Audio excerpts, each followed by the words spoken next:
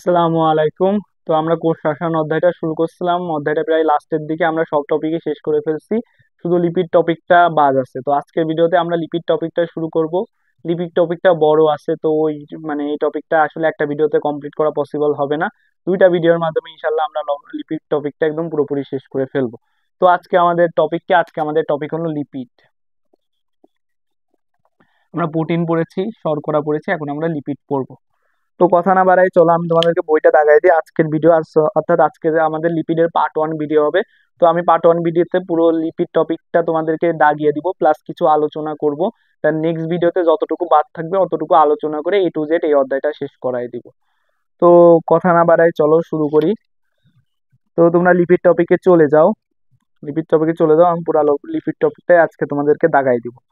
তো তোমরা চলে যাও, তোমরা প্রোটিনের পরে আসো। প্রোটিনের পরে দেখো নিচের দিকে লেখা আছে লিপিড বা স্নেহ জাতীয় পদার্থ। তো এইখানে তোমরা সবাই চলে আসো। চলে আসার পরে তোমরা লিপিড বা স্নেহ জাতীয় পদার্থ এতটুকু দাগাও। দাগানোর পরে দ্বিতীয় লাইনে তোমার লেখা আছে কার্বন, হাইড্রোজেন ও অক্সিজেন নিয়ে গঠিত হয়, এতটুকু দাগাও।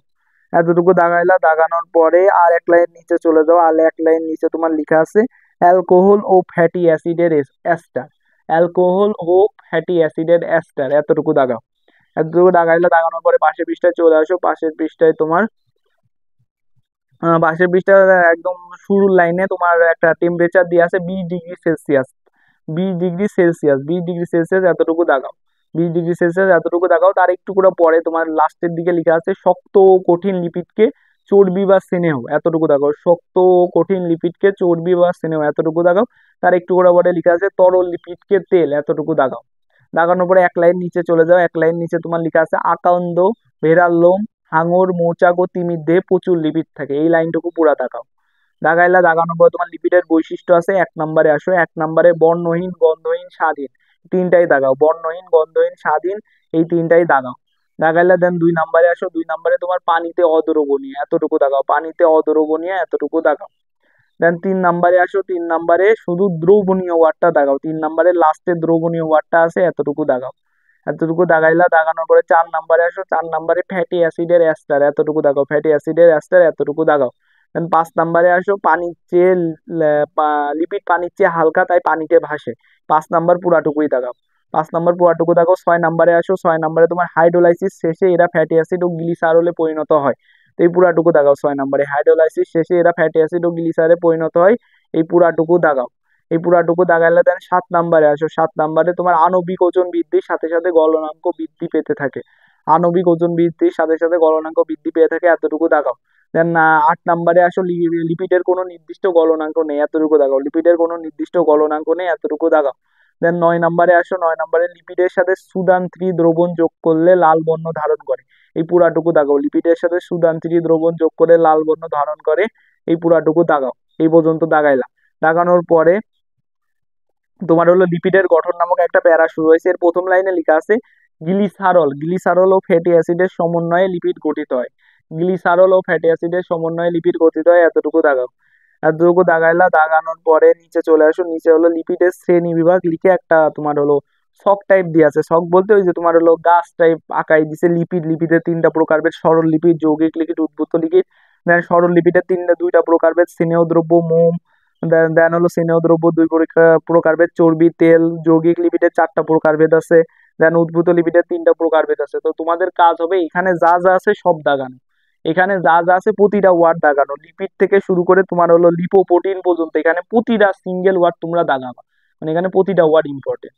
তো গেল। দেন তোমরা পরের পৃষ্ঠায় চলে আসো। পরের পৃষ্ঠায় তোমার হলো একটা প্যারা শুরু হয়েছে রাসায়নিক গঠন প্রকৃতি অনুসারে লিপিড 3 প্রকার, এটাই একটু সুন্দরভাবে এখানে লিখে দিচ্ছে। তো এখানে তুমি প্রথমে 1 নম্বরে সরল লিপিড ওয়ার্ডটা দাগাও। দেন চর্বি, তেল, মোম, এতটুকু দাগাও। দেন যৌগিক লিপিড ওয়ার্ডটা দাগাও। যৌগিক লিপিড ওয়ার্ডটা দাগানোর পরে তোমরা জাস্ট ফসফোলিপিডের পাশে লিপিড লেখা রয়েছে, এতটুকু দাগাও। অর্থাৎ ফসফোলিপিড, এখানে ফসফো দাগাবা না, জাস্ট লিপিডটুকু দাগাবা, আর কিছু দাগানো লাগবে না, আর কিছু দাগাবা না। দেন আছে উদ্ভূত বা উৎপাদিত প্রোটিন, এতটুকু উদ্ভূত বা উৎপাদিত লিপিড, এতটুকু দাগাও। এতটুকু দাগানোর পরে স্টেরয়েড, টারপিন, রাবার, এই 3টা উদাহরণ দাগাও। স্টেরয়েড, টারপিন, রাবার, এই 3টা উদাহরণ দাগাও। এই 3টা উদাহরণ দাগাইলা। এই 3টা উদাহরণ দাগানোর পরে তোমার হলো এরপরে আছে হলো আণবিক গঠন অনুযায়ী লিপিড প্রধানত 5 প্রকার। তো এই লাইনটুকু দাগাও, আণবিক গঠন অনুযায়ী লিপিড প্রধানত 5 প্রকার, এই এতটুকু দাগাও। দাগানোর পরে তোমার হলো এখানে তোমার 5টা ই দিয়ে আছে, এখানে তোমার হলো 5টা প্রকার দিয়ে আছে, নিউট্রাল লিপিড, ফসফোলিপিড, গ্লাইকোলিপিড, টার্পিনয়েডস আর হলো মোম। তো এই চারটাই হলো কি বলে এই এখানকার এই 5টা উদাহরণই দাগাও, এখানকার 5টা উপাদানই দাগাও, নিউট্রাল লিপিড, ফসফোলিপিড, গ্লাইকোলিপিড, টার্পিনয়েডস আর মোম। তো এই 5টা উদাহরণই দাগাও। এই 5টা উদাহরণ দাগাইলে এই 5টা উদাহরণ দাগানোর পরে তোমরা পরে চলে আসো। পরে দেখো যে নিচে নিচে হলো তোমার হলো স্নেহ দ্রব্য নামে একটা প্যারা শুরু হয়েছে। এই স্নেহ দ্রব্য প্যারাতে স্নেহ দ্রব্য ওয়ার্ডটা দাগাও, স্নেহ দ্রব্য ওয়ার্ডটা দাগাও দাগাও। দাগানোর পরে দেখো ভিতরে চলে যাও, প্রথম লাইনের লাস্টে লেখা আছে স্নেহ দ্রব্য বা ট্রাইগ্লিসারাইড, এতটুকু দাগাও, স্নেহ দ্রব্য বা ট্রাইগ্লিসারাইড এতটুকু দাগাও। দেন এর এক লাইন নিচে তোমার নিউট্রাল লিপিড নামে একটা ওয়ার্ড লেখা আছে, নিউট্রাল লিপিড নামক একটা ওয়ার্ড লেখা আছে, এতটুকু দাগাও। দাগানোর পরে এর পাশে লেখা আছে ট্রাইগ্লিসারাইড 2 রকম, ট্রাইগ্লিসারাইড 2 রকম, চর্বি ও তেল। তো এই পুরা লাইনটুকু দাগাও, ট্রাইগ্লিসারাইড 2 রকম, চর্বি ও তেল, এই পুরা লাইনটুকু দাগাও। দাগাইলা দাগানোর পরে দেখো একটা প্যারা শুরু হয়েছে চর্বি, চর্বি ব্র্যাকেটে ফ্যাট লিখে একটা প্যারা শুরু হয়েছে। তো এই প্যারাতে চর্বি ওয়ার্ডটা দাগাও। দাগানোর পরে তোমার ভিতরে লেখা আছে সম্পৃক্ত ব্র্যাকেটে স্যাচুরেটেড ফ্যাটি অ্যাসিড, এই এতটুকু দাগাও, সম্পৃক্ত ফ্যাটি অ্যাসিড এতটুকু দাগাও। দাগাইলা দাগানোর পরে তার একটু করে পরে দেখো লেখা আছে ব্র্যাকেটে 20 ডিগ্রি সেলসিয়াস, পাশে কঠিন লেখা আছে, এতটুকু দাগাও, 20 ডিগ্রি সেলসিয়াস কঠিন, এতটুকু দাগাও। দাগানোর পরে তার একটু করে পরে দেখো লেখা আছে পাম অয়েল, পাম অয়েল এতটুকু দাগাও, পাম অয়েল ওয়াটটা দাগাও। তার একটু করে পরে গলনাঙ্ক বেশি, এতটুকু লেখা আছে, গলনাঙ্ক বেশি এতটুকু লেখা আছে, এতটুকু দাগাও। দাগানোর পর নিচের লাইনে দেখো নারিকেল তেল আছে, নারিকেল তেল আছে, এতটুকু দাগাও, নারিকেল তেল এতটুকু দাগাও। দাগাইলে দাগানোর পর দেখো তারপরে আরেকটা প্যারা শুরু হয়েছে তেল, তো এখানে তেল ওয়াটটা দাগাও। Then এর ভিতরে তোমার লেখা আছে অসম্পৃক্ত ব্র্যাকেটে আনস্যাচুরেটেড ফ্যাটি অ্যাসিড, এতটুকু দাগাও। এতটুকু দাগাইলা দাগানোর পরে এর নিচের লাইনে শুরুতে লেখা আছে 20 ডিগ্রি সেলসিয়াস তরল, এতটুকু দাগাও, 20 ডিগ্রি সেলসিয়াস তরল এতটুকু দাগাও।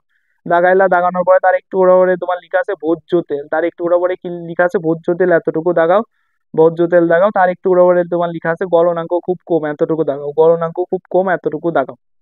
দাগাইলা দাগানোর পরে তোমার একটা প্যারা শুরু হয়েছে তেল ও কি চর্বি ও তেলের কাজ, চর্বি ও তেলের কাজ। তো এই প্যারাতে যাও, এই প্যারাতে যাওয়ার পরে তোমার 2 নম্বরে লেখা আছে বীজের অঙ্কুরোদ্গম কালে এসব লিপিড কার্বোহাইড্রেটে পরিবর্তিত হয়ে, এতটুকু দাগাও, বীজের থেকে শুরু করে পরিবর্তিত হয়ে পর্যন্ত দাগাও, বীজের অঙ্কুরোদ্গম কালে এসব লিপিড কার্বোহাইড্রেটে পরিবর্তিত হয়ে। তো এই লাইনটুকু দাগাও, এই লাইনটুকু দাগাইলা। দাগানোর পর নিচে দেখো একটা শক দিয়ে আছে তেল আর চর্বির মধ্যে পার্থক্য। তো এই শকে যাও, শকে তোমার 1 নম্বরে চলে আসো, চর্বির ক্ষেত্রে লম্বা শিকল ফ্যাটি অ্যাসিড এতটুকু দাগাও, তেলের ক্ষেত্রে খাটো শিকল ফ্যাটি অ্যাসিড এতটুকু দাগাও। 2 নম্বরে আসো, 2 নম্বরে চর্বিতে সম্পৃক্ত ফ্যাটি অ্যাসিড এতটুকু দাগাও, সম্পৃক্ত ফ্যাটি অ্যাসিড এতটুকু দাগাও। আর তেলের ক্ষেত্রে অসম্পৃক্ত ফ্যাটি অ্যাসিড এতটুকু দাগাও। 3 নম্বরে আসো, চর্বির ক্ষেত্রে 20 ডিগ্রি সেলসিয়াস কঠিন এতটুকু দাগাও, আর তেলের ক্ষেত্রে 20 ডিগ্রি সেলসিয়াস তরল এতটুকু দাগাও। দেন হলো 4 নম্বরে চর্বির ক্ষেত্রে গলনাঙ্ক অনেক বেশি এতটুকু দাগাও, দেন ব্র্যাকেটে 70 ডিগ্রি এর কাছাকাছি এতটুকু দাগাও। দাগাইলা দাগানোর পরে 2টা এক্সাম্পল দাগাও, লরিক অ্যাসিড আর হলো স্টিয়ারিক অ্যাসিড এতটুকু দাগাও, লরিক অ্যাসিড আর স্টিয়ারিক অ্যাসিড এতটুকু দাগাও। দাগাইলা দাগানোর পরে তোমার হলো 4 নম্বরে আসো, মানে সে তেলের 4 নম্বরে গলনাঙ্ক অনেক কম এতটুকু দাগাও, গলনাঙ্ক অনেক কম এতটুকু দাগাও। দেন ব্র্যাকেটে তোমার 5 ডিগ্রি সেলসিয়াসের কাছাকাছি এতটুকু দাগাবে, এতটুকু দাগাইলে হবে, আর কিছু দাগানো লাগবে না। দেন চর্বির 5 নম্বরে আসো, 5 নম্বরে তোমার চর্বি ওয়াটটা দাগাও, চর্বি ওয়াটটা দাগাও। দেন একটু করে পাম অয়েল আছে, নারিকেল তেল আছে, এই দুইটা দাগাও। দেন নিচে মাছের তেল আছে, এতটুকু দাগাও। আর হলো তেলের ক্ষেত্রে ভোজ্য তেল এতটুকু দাগাও। তো গেল আমার সকল শেষ হয়ে গেল। দেন তোমরা হলো ট্রাইগ্লিসারাইডে আসো, ট্রাইগ্লিসারাইডে আসো, একটা টপিক আছে ট্রাইগ্লিসারাইড। তো এখানে তোমার হলো দ্বিতীয় লাইনে লেখা আছে গ্লিসারল হলো, গ্লিসারল হলো এতটুকু দাগাও। তার একটু করে পরে নিচের লাইনে শুরুতে লেখা আছে অ্যালকোহল, অ্যালকোহল ওয়াটটা দাগাও, অ্যালকোহল ওয়াটটা দাগাও। দেন হলো তার একটু করে পরে লেখা আছে 3টি হাইড্রক্সি, 3টি হাইড্রক্সি থাকে এতটুকু দাগাও, 3টি হাইড্রক্সি থাকে এতটুকু দাগাও। তাহলে গ্লিসারল হলো দাগাও, অ্যালকোহল দাগাও, 3টি হাইড্রক্সি দাগাও, আর থাকে ওয়াটটা দাগাও। দাগাইলা দাগানোর পরে তোমরা 2 লাইন নিচে চলে যাও, 2 লাইন নিচে চলে যাওয়ার পরে দেখবা তোমার লেখা আছে স্যাচুরেটেড ফ্যাটি অ্যাসিড যেমন স্টিয়ারিক অ্যাসিড এতটুকু দাগাও, স্যাচুরেটেড ফ্যাটি অ্যাসিড যেমন স্টিয়ারিক অ্যাসিড এতটুকু দাগাও, এতটুকু দাগাইলা। দাগানোর পরে 1 লাইন নিচে চলে যাও, 1 লাইন নিচে চলে যাও, 1 লাইন নিচে চলে গেলে তোমরা পাবা লেখা আছে স্যাচুরেটেড ফ্যাটি অ্যাসিড আর্টারি গাত্রে জমা হয়, এতটুকু দাগাও, স্যাচুরেটেড ফ্যাটি অ্যাসিড আর্টারি গাত্রে জমা হয়ে এতটুকু দাগাও। দাগানোর পরে তোমার নিচের লাইনে লেখা আছে হলো হৃদরোগ হয়, নিচের লাইনে হৃদরোগ হয় এতটুকু দাগাও, নিচের লাইনে হৃদরোগ হয় এতটুকু দাগাও। দাগানোর পরে দেন পাশে আরেকটা লাইন লেখা আছে আনস্যাচুরেটেড ফ্যাটি অ্যাসিডে তা হয় না, আনস্যাচুরেটেড ফ্যাটি অ্যাসিডে তা হয় না এতটুকু দাগাও, আনস্যাচুরেটেড ফ্যাটি অ্যাসিডে তা হয় না এতটুকু দাগাও। তো দাগাইলে তাহলে ট্রাইগ্লিসারাইডও দাগানো শেষ। দেন চলে আসো পাশের পৃষ্ঠা, তারপরের পৃষ্ঠাতে চলে আসো। পরের পৃষ্ঠাতে চলে আসো, আসার পরে দেখবা যে দ্বিতীয় লাইনে লেখা আছে যে লিনোলিক ও লিনোলিনিক অ্যাসিডদ্বয় আবশ্যকীয় ফ্যাটি অ্যাসিড, এতটুকু দেখাও। লিনোলিক ও লিনোলিনিক ফ্যাটি অ্যাসিডদ্বয় আবশ্যকীয় ফ্যাটি অ্যাসিড বলা হয়। হ্যাঁ, তো এই লাইনটুকু দাগাও। এই লাইনটুকু দাগাইলা, দাগানোর পরে তোমরা নিচে চলে আসো, নিচে দেখো দুইটা চিত্র দিয়ে আছে। তো এই চিত্রের নিচে চলে আসো, চিত্রের নিচে দ্বিতীয় লাইনে যাও। দ্বিতীয় লাইনে লেখা আছে ওমেগা 3 এবং ওমেগা 6, ওমেগা 3 এবং ওমেগা 6, এতটুকু দাগাও। দাগানোর পরে তোমার হলো এদের নিচের লাইনে লেখা আছে ব্রেন ও চোখের গঠনে অধিক প্রয়োজন হয়, ব্রেন ও চোখের গঠনে অধিক প্রয়োজন হয়। তো তোমরা প্রথমে ওমেগা 3 এবং ওমেগা 6 দাগাবা, তার নিচের লাইনে ব্রেন ও চোখের গঠনে অধিক প্রয়োজন হয়, এতটুকু দাগাবা। দাগাইলা, দাগানোর পরে তোমরা তারপরে চলে আসো, তারপরে এর পাশের লাইনে চলে আসো। পাশের লাইনে লেখা আছে সিস ফ্যাটি অ্যাসিড, যেমন অলিভ অয়েল দেহের জন্য উপকারী, এই লাইনটুকু পুরা দাগাও। দাগাইলা, দেন এর পাশে আরেকটা লাইন আছে ট্রান্স ফ্যাটি অ্যাসিড দেহের জন্য অপকারী, এতটুকু দাগাও। এতটুকু দাগাইলা, দাগানোর পরে আরেকটা প্যারা শুরু হয়েছে মোম লিখে ব্র্যাকেটে ওয়াক্স, তো এই প্যারাতে মোম ব্র্যাকেটে ওয়াক্স, এতটুকু দাগাও। দাগাইলা, দাগানোর পরে তোমার হলো এর প্রথম লাইনে তোমার লেখা আছে ট্রাইহাইড্রিক অ্যালকোহলের পরিবর্তে মোনোহাইড্রিক অ্যালকোহল বিশিষ্ট উপাদানের সাথে অ্যাস্টারিভূত, তো এই লাইনটুকু পুরা দাগাও। ট্রাইহাইড্রিক থেকে শুরু করে সাথে অ্যাস্টারিভূত পর্যন্ত পুরা দাগাও। পুরা দাগাইলা, দাগানোর পরে তোমার হলো এই লাইনে আবার লেখা আছে তোমার মোমে 24 থেকে 36টি কার্বন পরমাণু থাকে, মোমে 24 থেকে 36টি কার্বন পরমাণু থাকে, এতটুকু দাগাও। এতটুকু দাগাইলা, দাগানোর পরে তোমার এর পাশের লাইনে লেখা আছে মৌচাক থেকেও প্রাকৃতিক মোম পাওয়া যায়, এতটুকু দাগাও। মৌচাক থেকে প্রাকৃতিক মোম পাওয়া যায়, এতটুকু দাগায়। তার পাশের লাইনে লেখা আছে সাধারণ তাপমাত্রায় মোম কঠিন থাকে, এতটুকু দাগাও। সাধারণ তাপমাত্রায় মোম কঠিন থাকে, এতটুকু দাগাও। দেন তার পাশের লাইনে লেখা আছে মোম পানিতে অদ্রবণীয় এবং অসম্পৃক্ত ফ্যাটি অ্যাসিড দিয়ে তৈরি, এই লাইনটুকু দাগাও। মোম পানিতে অদ্রবণীয় এবং অসম্পৃক্ত ফ্যাটি অ্যাসিড দিয়ে তৈরি, এতটুকু দাগাও। দাগানোর পরে পাশে আরেকটা লাইন লেখা আছে রাসায়নিকভাবে নিষ্ক্রিয়, এতটুকু দাগাও। রাসায়নিকভাবে নিষ্ক্রিয়, এতটুকু দাগাও। তো এই পর্যন্ত দাগালে আমার মোম টপিকটা শেষ হবে। দেন কি আছে, দেন হলো তোমার হলো মোমের কাজ আছে। তো মোমের কাজের 1 নাম্বারটা দাগাও মোম অঙ্গের উপরিতলে প্রতিরোধক হিসেবে কাজ করে, তো এই লাইনটুকু দাগাও। মোম অঙ্গের উপরিতলে প্রতিরোধক হিসেবে কাজ করে, এতটুকু দাগাও। দাগানোর পরে এর নিচের লাইনে আসো, দ্বিতীয় লাইনে 3 নাম্বার পয়েন্টে, 3 নাম্বার পয়েন্টে লিখা আছে কিউটিন ও সুবেরিন মোম জাতীয় পদার্থ, তো এই লাইনটুকু দাগাও। কিউটিন ও সুবেরিন মোম জাতীয় পদার্থ, এতটুকু দাগাও। দাগানোর পরে এর নিচের লাইনে আছে, এর নিচের লাইনে তোমার লিখা আছে 4 নাম্বার পয়েন্টে মোম থেকে মোমবাতি তৈরি হয়, মোম থেকে মোমবাতি তৈরি হয়, এতটুকু দাগাও। এতটুকু দাগাইলা, দাগানোর পরে তোমরা আসো হলো তোমার হলো যৌগিক লিপিড ব্র্যাকেটে কম্পাউন্ড লিপিড, তো এই এতটুকু দাগাও। যৌগিক লিপিড ব্র্যাকেটে কম্পাউন্ড লিপিড, এতটুকু দাগাও। দাগানোর পরে দ্বিতীয় লাইনে তোমার লেখা আছে স্নেহ ও অস্নেহ জাতীয় পদার্থের যৌগ, স্নেহ ও অস্নেহ জাতীয় পদার্থের যৌগ, এতটুকু দাগাও। এতটুকু দাগাইলা, দাগানোর পরে দেখবা যে 1 নাম্বার দিয়ে একটা প্যারা শুরু হয়েছে ফসফোলিপিড, এখানে প্রথমে ফসফোলিপিড ওয়ার্ডটা দাগাও, ফসফোলিপিড ওয়ার্ডটা দাগাও। দাগানোর পরে তোমার প্রথম লাইনে লেখা আছে গ্লিসারল ফ্যাটি অ্যাসিড ও ফসফেটের সমন্বয়ে গঠিত, এই লাইনটুকু দাগাও। গ্লিসারল ফ্যাটি অ্যাসিড ও ফসফেটের সমন্বয়ে গঠিত, এই লাইনটুকু দাগাও। দাগাইলা, দাগানোর পরে তোমরা দ্বিতীয় লাইনে যাও। দ্বিতীয় লাইনে তোমার 3টা এক্সাম্পল দিয়ে আছে লেসিথিন সেপালিন প্লাজমালোজেন, এই 3টা এক্সাম্পল দাগাও। লেসিথিন সেপালিন প্লাজমালোজেন, এই 3টা এক্সাম্পল দাগাও। দাগাইলা, দাগানোর পরে এর নিচের লাইনে চলে আসো, নিচের লাইনে তোমার লেখা আছে বিশেষ উপাদান হলো ফসফোডাইডিক অ্যাসিড, বিশেষ উপাদান হলো ফসফোডাইডিক অ্যাসিড, এতটুকু দাগাও। যে বিশেষ উপাদান হলো ফসফোডাইডিক অ্যাসিড, এতটুকু দাগাও। এতটুকু দাগাইলা, দাগানোর পরে তোমার এর কাজে চলে আসো। কাজের 1 নাম্বার পয়েন্টে তোমার লেখা আছে কোষ ঝিল্লি বিভিন্ন কোষ অঙ্গাণু ঝিল্লির গাঠনিক উপাদান হিসেবে কাজ করে, তো এই লাইনটুকু পুরা দাগাও। দেন 2 নাম্বার আসো, 2 নাম্বারে লেখা আছে আয়ন বাহক হিসেবে কাজ করে, তো 2 নাম্বারও পুরা দাগাও। দেন 3 নাম্বারে আসো, 3 নাম্বারে তোমার লেখা আছে এনজাইমের প্রোস্থেটিক গ্রুপ হিসেবে কাজ করে, এতটুকু দাগাও। এনজাইমের প্রোস্থেটিক গ্রুপ হিসেবে কাজ করে। দেন 4 নাম্বারে আসো রক্ত জমাট বাঁধতে সাহায্য করে, তো এতটুকু পুরা দাগাও। রক্ত জমাট বাঁধতে সাহায্য করে। দেন 5 নাম্বারে আসো কোষের ভেদ্যতা ও পরিবহন প্রক্রিয়া নিয়ন্ত্রণ করে থাকে, এতটুকু পুরা দাগাও। কোষের ভেদ্যতা ও পরিবহন প্রক্রিয়া নিয়ন্ত্রণ করে থাকে, এতটুকু দাগাও। দেন হলো 6 নম্বরে আসো, 6 নম্বরে উদ্ভিদ তেল ফসফোলিপিড সমৃদ্ধ, উদ্ভিদ তেল ফসফোলিপিড সমৃদ্ধ, এতটুকু দাগাও। তো দাগাইলা, দাগানোর পরে তোমার দেন 2 নাম্বারে আসো, 2 নাম্বারে তোমার গ্লাইকোলিপিড লেখা আছে, তো গ্লাইকোলিপিড ওয়ার্ডটা দাগাও। গ্লাইকোলিপিড ওয়ার্ডটা দাগাও। দাগানোর পরে ভিতরে তোমার লেখা আছে কার্বোহাইড্রেট, তো কার্বোহাইড্রেট ওয়ার্ডটা দাগাও, প্রথম লাইনে লেখা আছে। দেন দ্বিতীয় লাইনে যাও, দ্বিতীয় লাইনে তোমার লেখা আছে গ্ল্যাকটোজ বা গ্লুকোজ থাকে, এতটুকু দাগাও। গ্যালাক্টোজ বা গ্লুকোজ থাকে, এতটুকু দাগাও। এতটুকু দাগাইলা, দাগানোর পরে এর পাশে তোমার লেখা আছে ফটোসিনথেটিক অঙ্গে, ফটোসিনথেটিক অঙ্গে, এতটুকু দাগাও। ফটোসিনথেটিক অঙ্গে, এতটুকু দাগাও। দেন এর নিচে নিকাল লেখা আছে তোমার ক্লোরোপ্লাস্টের মেমব্রেনে, এতটুকু দাগাও। ক্লোরোপ্লাস্টের মেমব্রেনে, এতটুকু দাগাও। দাগাইলা, দাগানোর পরে ক্লোরোপ্লাস্টের মেমব্রেনের নিচের লাইনে লেখা আছে সূর্যমুখী বা তুলার বীজ, এতটুকু দাগাও। সূর্যমুখী বা তুলার বীজ এতটুকু দাগাও। দাগাইলা, দাগানোর পরে তোমার এর পাশে একটুকুরা পরে তোমার লেখা আছে গ্লাইকোপ্রোটিন ও গ্লাইকোলিপিডকে মিলিতভাবে গ্লাইকোক্যালিক্স বলা হয়। গ্লাইকোপ্রোটিন ও গ্লাইকোলিপিডকে মিলিতভাবে গ্লাইকোক্যালিক্স বলা হয়। এই পুরা লাইনটুকু দাগাও। এই পুরা লাইনটুকু দাগাইলা, দাগানোর পরে পাশের পৃষ্ঠায় চলে যাও।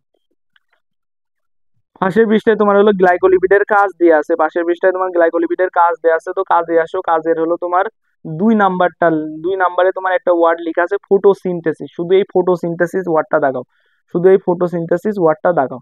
দেন আসো হলো তোমার হলো 2-3 নাম্বার দিয়ে সালফোলিপিড আছে, তো সালফোলিপিড ওয়ার্ডটা দাগাও। সালফোলিপিড ওয়ার্ডটা দাগানোর পরে এখানে দেখো একটা ওয়ার্ড আছে শুরুতে সালফার, তো সালফার ওয়ার্ডটা দাগাও। সালফার ওয়ার্ডটা দাগাইলা, দাগানোর পরে তোমার হলো তোমার এর নিচে হলো তোমার ক্লোরোপ্লাস্ট ওয়ার্ডটা আছে, ক্লোরোপ্লাস্ট ওয়ার্ডটা আছে, ক্লোরোপ্লাস্ট ওয়ার্ডটা দাগাও, ক্লোরোপ্লাস্ট ওয়ার্ডটা দাগাও। দাগানোর পরে তোমার হলো 4 নাম্বার দিয়ে তোমার হলো লিপোপ্রোটিন নামক একটা ওয়ার্ড আছে, তো লিপোপ্রোটিন ওয়ার্ডটা দাগাও। দাগানোর পরে এর ভিতরে প্রোটিন একটা ওয়ার্ড আছে, প্রোটিন ওয়ার্ডটা দাগাও, প্রোটিন ওয়ার্ডটা দাগাও। দাগানোর পরে এর তৃতীয় লাইনে চলে যাও, এর তৃতীয় লাইনে চলে যাও। এর তৃতীয় লাইনে তোমার আবরণীতে লিপোপ্রোটিন থাকে, এতটুকু দাগাও। আবরণীতে লিপোপ্রোটিন থাকে, এতটুকু দাগাও। তোমার প্রথম লাইনে প্রোটিন ওয়ার্ডটা দাগাও, আর হলো তৃতীয় লাইনে আবরণীতে লিপোপ্রোটিন থাকে, এতটুকু দাগাও, আর কিছু দাগানো লাগবে না। দেন হলো তোমার হলো ইসে যাও, কাজে যাও। কাজের হলো 2 নাম্বারে, 2 নাম্বারে কি 2 নাম্বারে হলো তোমার হলো ওই ইসে 2 নাম্বারে লিপোপ্রোটিন মাইটোকন্ড্রিয়াতে ইটিসি এর সাথে জড়িত থেকে শক্তি উৎপাদনে সাহায্য করে, ইটিসির সাথে যুক্ত। তো তুমি 2 নাম্বার পয়েন্টটা পুরা দাগাও যে লিপোপ্রোটিন মাইটোকন্ড্রিয়াতে ইলেকট্রন ট্রান্সপোর্ট চেইনের সাথে জড়িত থেকে শক্তি উৎপাদনে সাহায্য করে। তো 2 নাম্বার পয়েন্টটা পুরা দাগাও কাজের, কাজের 2 নাম্বার পয়েন্টটা পুরা দাগাও। তো কাজের 2 নাম্বার পয়েন্টটা দাগাইলা, দাগানোর পরে দেখো এখানে বক্স করে একটা মানে টপিক শুরু হয়েছে, যেটার নাম হলো লিপিড প্রোফাইল, লিপিড প্রোফাইল। তো এখানে লিপিড প্রোফাইল ওয়ার্ডটা দাগাও, লিপিড প্রোফাইল ওয়ার্ডটা দাগাও। দাগানোর পরে তোমার হলো এর প্রথম লাইনে লাস্ট থেকে তোমার শুরু হয়েছে, দ্বিতীয় লাইনে মূলত জিনিসটা আছে, লিখা আছে তোমার total cholesterol TC, low density lipoprotein LDL, high density lipoprotein HDL ও ট্রাইগ্লিসারাইডের মাত্রা। তো ট্রাইগ্লিসারাইড, এই 4টা পয়েন্ট দাগাও। Total cholesterol, low density lipoprotein, high density lipoprotein আর ট্রাইগ্লিসারাইড, তো এই 4টা পয়েন্ট দাগাও। এই 4টা মানে এক্সাম্পল দাগাও, এই 4টা মানে পয়েন্ট মানে 4টা ওয়ার্ড দাগাও। এই 4টা ওয়ার্ড দাগাইলা, দাগানোর পর দেখো নিচে তোমার ইংলিশে লেখা আছে, ইংলিশে লেখা আছে তোমার প্রথমে লেখা আছে টোটাল কোলেস্টেরল তোমার হলো 200 মিলিগ্রাম/ডিএল এর থেকে কম, এতটুকু দেখাও। টোটাল কোলেস্টেরল 200 মিলিগ্রাম/ডিএল এর থেকে কম, এতটুকু দেখাও। দেন হলো দ্বিতীয়টায় যাও, দ্বিতীয়টায় এইচডিএল 40 মিলিগ্রাম/ডিএল এর থেকে বেশি। প্রথমে তোমরা এইচডিএল দেখাবা, তারপরে 40 মিলিগ্রাম/ডিএল এর থেকে বেশি, এতটুকু দেখাবা। দেন এলডিএল 100 মিলিগ্রাম/ডিএল এর থেকে কম, এতটুকু দেখাও। দেন ট্রাইগ্লিসারাইড 150 মিলিগ্রাম/ডিএল, এত মানে 150 মিলিগ্রাম/ডিএল এর থেকে কম, এতটুকু দেখাও। তো এই জিনিসটা তোমরা দাগায় নাও। এইটা দাগালা, দাগানোর পরে তোমার নিচে আরেকটা টপিক শুরু হয়েছে, টপিকের নাম হলো উদ্ভূত বা উৎপাদিত লিপিড, উদ্ভূত বা উৎপাদিত লিপিড, ব্র্যাকেটে তোমার লেখা আছে ড্রাইভ লিপিড। তো এই পুরাটুকু দাগাও। এই পুরাটুকু দাগানোর পরে তোমার হলো এখানে তোমার দ্বিতীয় লাইনে তোমার লেখা আছে হলো আইসোপ্রিন এককের পলিমার, আইসোপ্রিন এককের পলিমার, আইসোপ্রিন এককের পলিমার তোমার। আচ্ছা তোমরা হলো এটা পুরা দাগাও। যেসব যৌগ আইসোপ্রিন এককের পলিমার দিয়ে গঠিত তাকে টারপিনয়েড লিপিড বলে, এই লাইনটুকু পুরা দাগাও। যেসব যৌগ আইসোপ্রিন এককের পলিমার দিয়ে গঠিত তাদের টারপিনয়েড লিপিড বলা হয়, তাদেরকে কি বলা হয়, তাদেরকে তোমার টারপিনয়েড লিপিড বলা হয়। তো এই পুরা লাইনটুকু দাগাও। তো এই পুরা লাইনটুকু দাগাইছো, দাগানোর পরে তোমার হলো এর নিচের মানে এর পাশে তোমার দেখো লেখা আছে স্টেরয়েড, টারপিন, রাবার ইত্যাদি হলো টারপিনয়েড লিপিডের উদাহরণ, তো এতটুকু দাগাও। স্টেরয়েড, টারপিন, রাবার ইত্যাদি হলো টারপিনয়েড লিপিডের উদাহরণ, এতটুকু দাগাও। এতটুকু দাগাইলা, দাগানোর পরে তোমরা নিচে চলে আসো, নিচে দেখো একটা প্যারা শুরু হয়েছে স্টেরয়েডস, স্টেরয়েডস। তো স্টেরয়েডস ওয়ার্ডটা দাগাও, স্টেরয়েডস ওয়ার্ডটা দাগাও। দাগানোর পরে তোমার হলো এর দ্বিতীয় লাইনে তোমার লেখা আছে স্টেরয়েডে এক বা একাধিক হাইড্রোক্সিল গ্রুপ থাকে, স্টেরয়েডে এক বা একাধিক হাইড্রোক্সিল গ্রুপ থাকে, এতটুকু দাগাও। স্টেরয়েডে এক বা একাধিক হাইড্রোক্সিল গ্রুপ থাকে, এতটুকু দাগাও। তারপরে তার একটু ওরা দেখো একটা ওয়ার্ড বোল্ড করে লেখা আছে নিচের লাইনে স্টেরল, এই স্টেরল ওয়ার্ডটা দাগাও, স্টেরল ওয়ার্ডটা দাগাও। দাগাইলা, দাগানোর পরে এর পাশে দেখো একটা লাইন আছে ব্যাকটেরিয়া ও সায়ানোব্যাকটেরিয়া ছাড়া অন্যান্য উদ্ভিদে স্টেরল বিদ্যমান, এতটুকু দাগাও। ব্যাকটেরিয়া ও সায়ানোব্যাকটেরিয়া ছাড়া অন্যান্য উদ্ভিদে স্টেরল বিদ্যমান, এতটুকু দাগাও। এতটুকু দাগাইলা, দাগানোর পরে দেখো এর নিচের লাইনে তোমার স্টেরলের এক্সাম্পল দিয়ে আছে, কি কি কোলেস্টেরল, স্ট্যাগমাস্টেরল, অর্গাস্টেরল, বিসিস্টোস্টেরল, ডিজিটালিন ইত্যাদি স্টেরয়েডস এর উদাহরণ।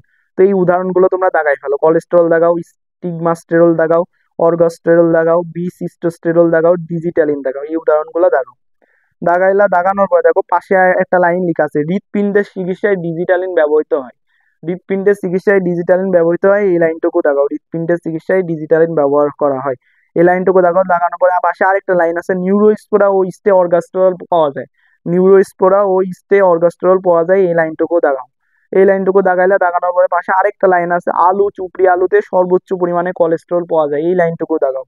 দাগানোর পর আরেকটা লাইন দাগাও যে অধিক পরিমাণ কোলেস্টেরল প্রাণী দেহে পাওয়া যায়, এই লাইনটুকু দাগাও। দাগাইলে, দাগানোর পরে একটা নিচে আরেকটা প্যারা শুরু হয়েছে কোলেস্টেরল, তো এখানে কোলেস্টেরল ওয়ার্ডটা দাগাও। দাগানোর পরে এর দেখো প্রথম লাইনের লাস্টে লেখা আছে প্লাজমা মেমব্রেনের অতি প্রয়োজনীয় উপাদান, এতটুকু দাগাও। দাগানোর পরে এর পাশে লেখা আছে পিত্তের প্রধান উপাদান, এতটুকু দাগাও। পিত্তের প্রধান উপাদান, এতটুকু দাগাও। তার পাশে তোমার লেখা আছে ভিটামিন ডি এর পূর্ব সূচক, ভিটামিন ডি এর পূর্ব সূচক, এতটুকু দাগাও। ভিটামিন ডি এর পূর্ব সূচক, এতটুকু দাগাও। দাগানোর পরে তোমার এর নিচে লেখা আছে তোমার কোলেস্টেরল দুই প্রকার, এতটুকু দাগাও। কোলেস্টেরল দুই প্রকার, এতটুকু দাগাও। দাগানোর পরে এ হলো তোমার এক নাম্বার দিয়ে লেখা আছে তোমার লো ডেনসিটি লিপোপ্রোটিন বা এলডিএল, এতটুকু দাগাও। লো ডেনসিটি লিপোপ্রোটিন বা এলডিএল, এতটুকু দাগাও। দেন দুই নাম্বার দিয়ে লেখা আছে হাই ডেনসিটি লিপোপ্রোটিন বা এইচডিএল, এতটুকু দাগাও। তো এই দুইটা দাগাও।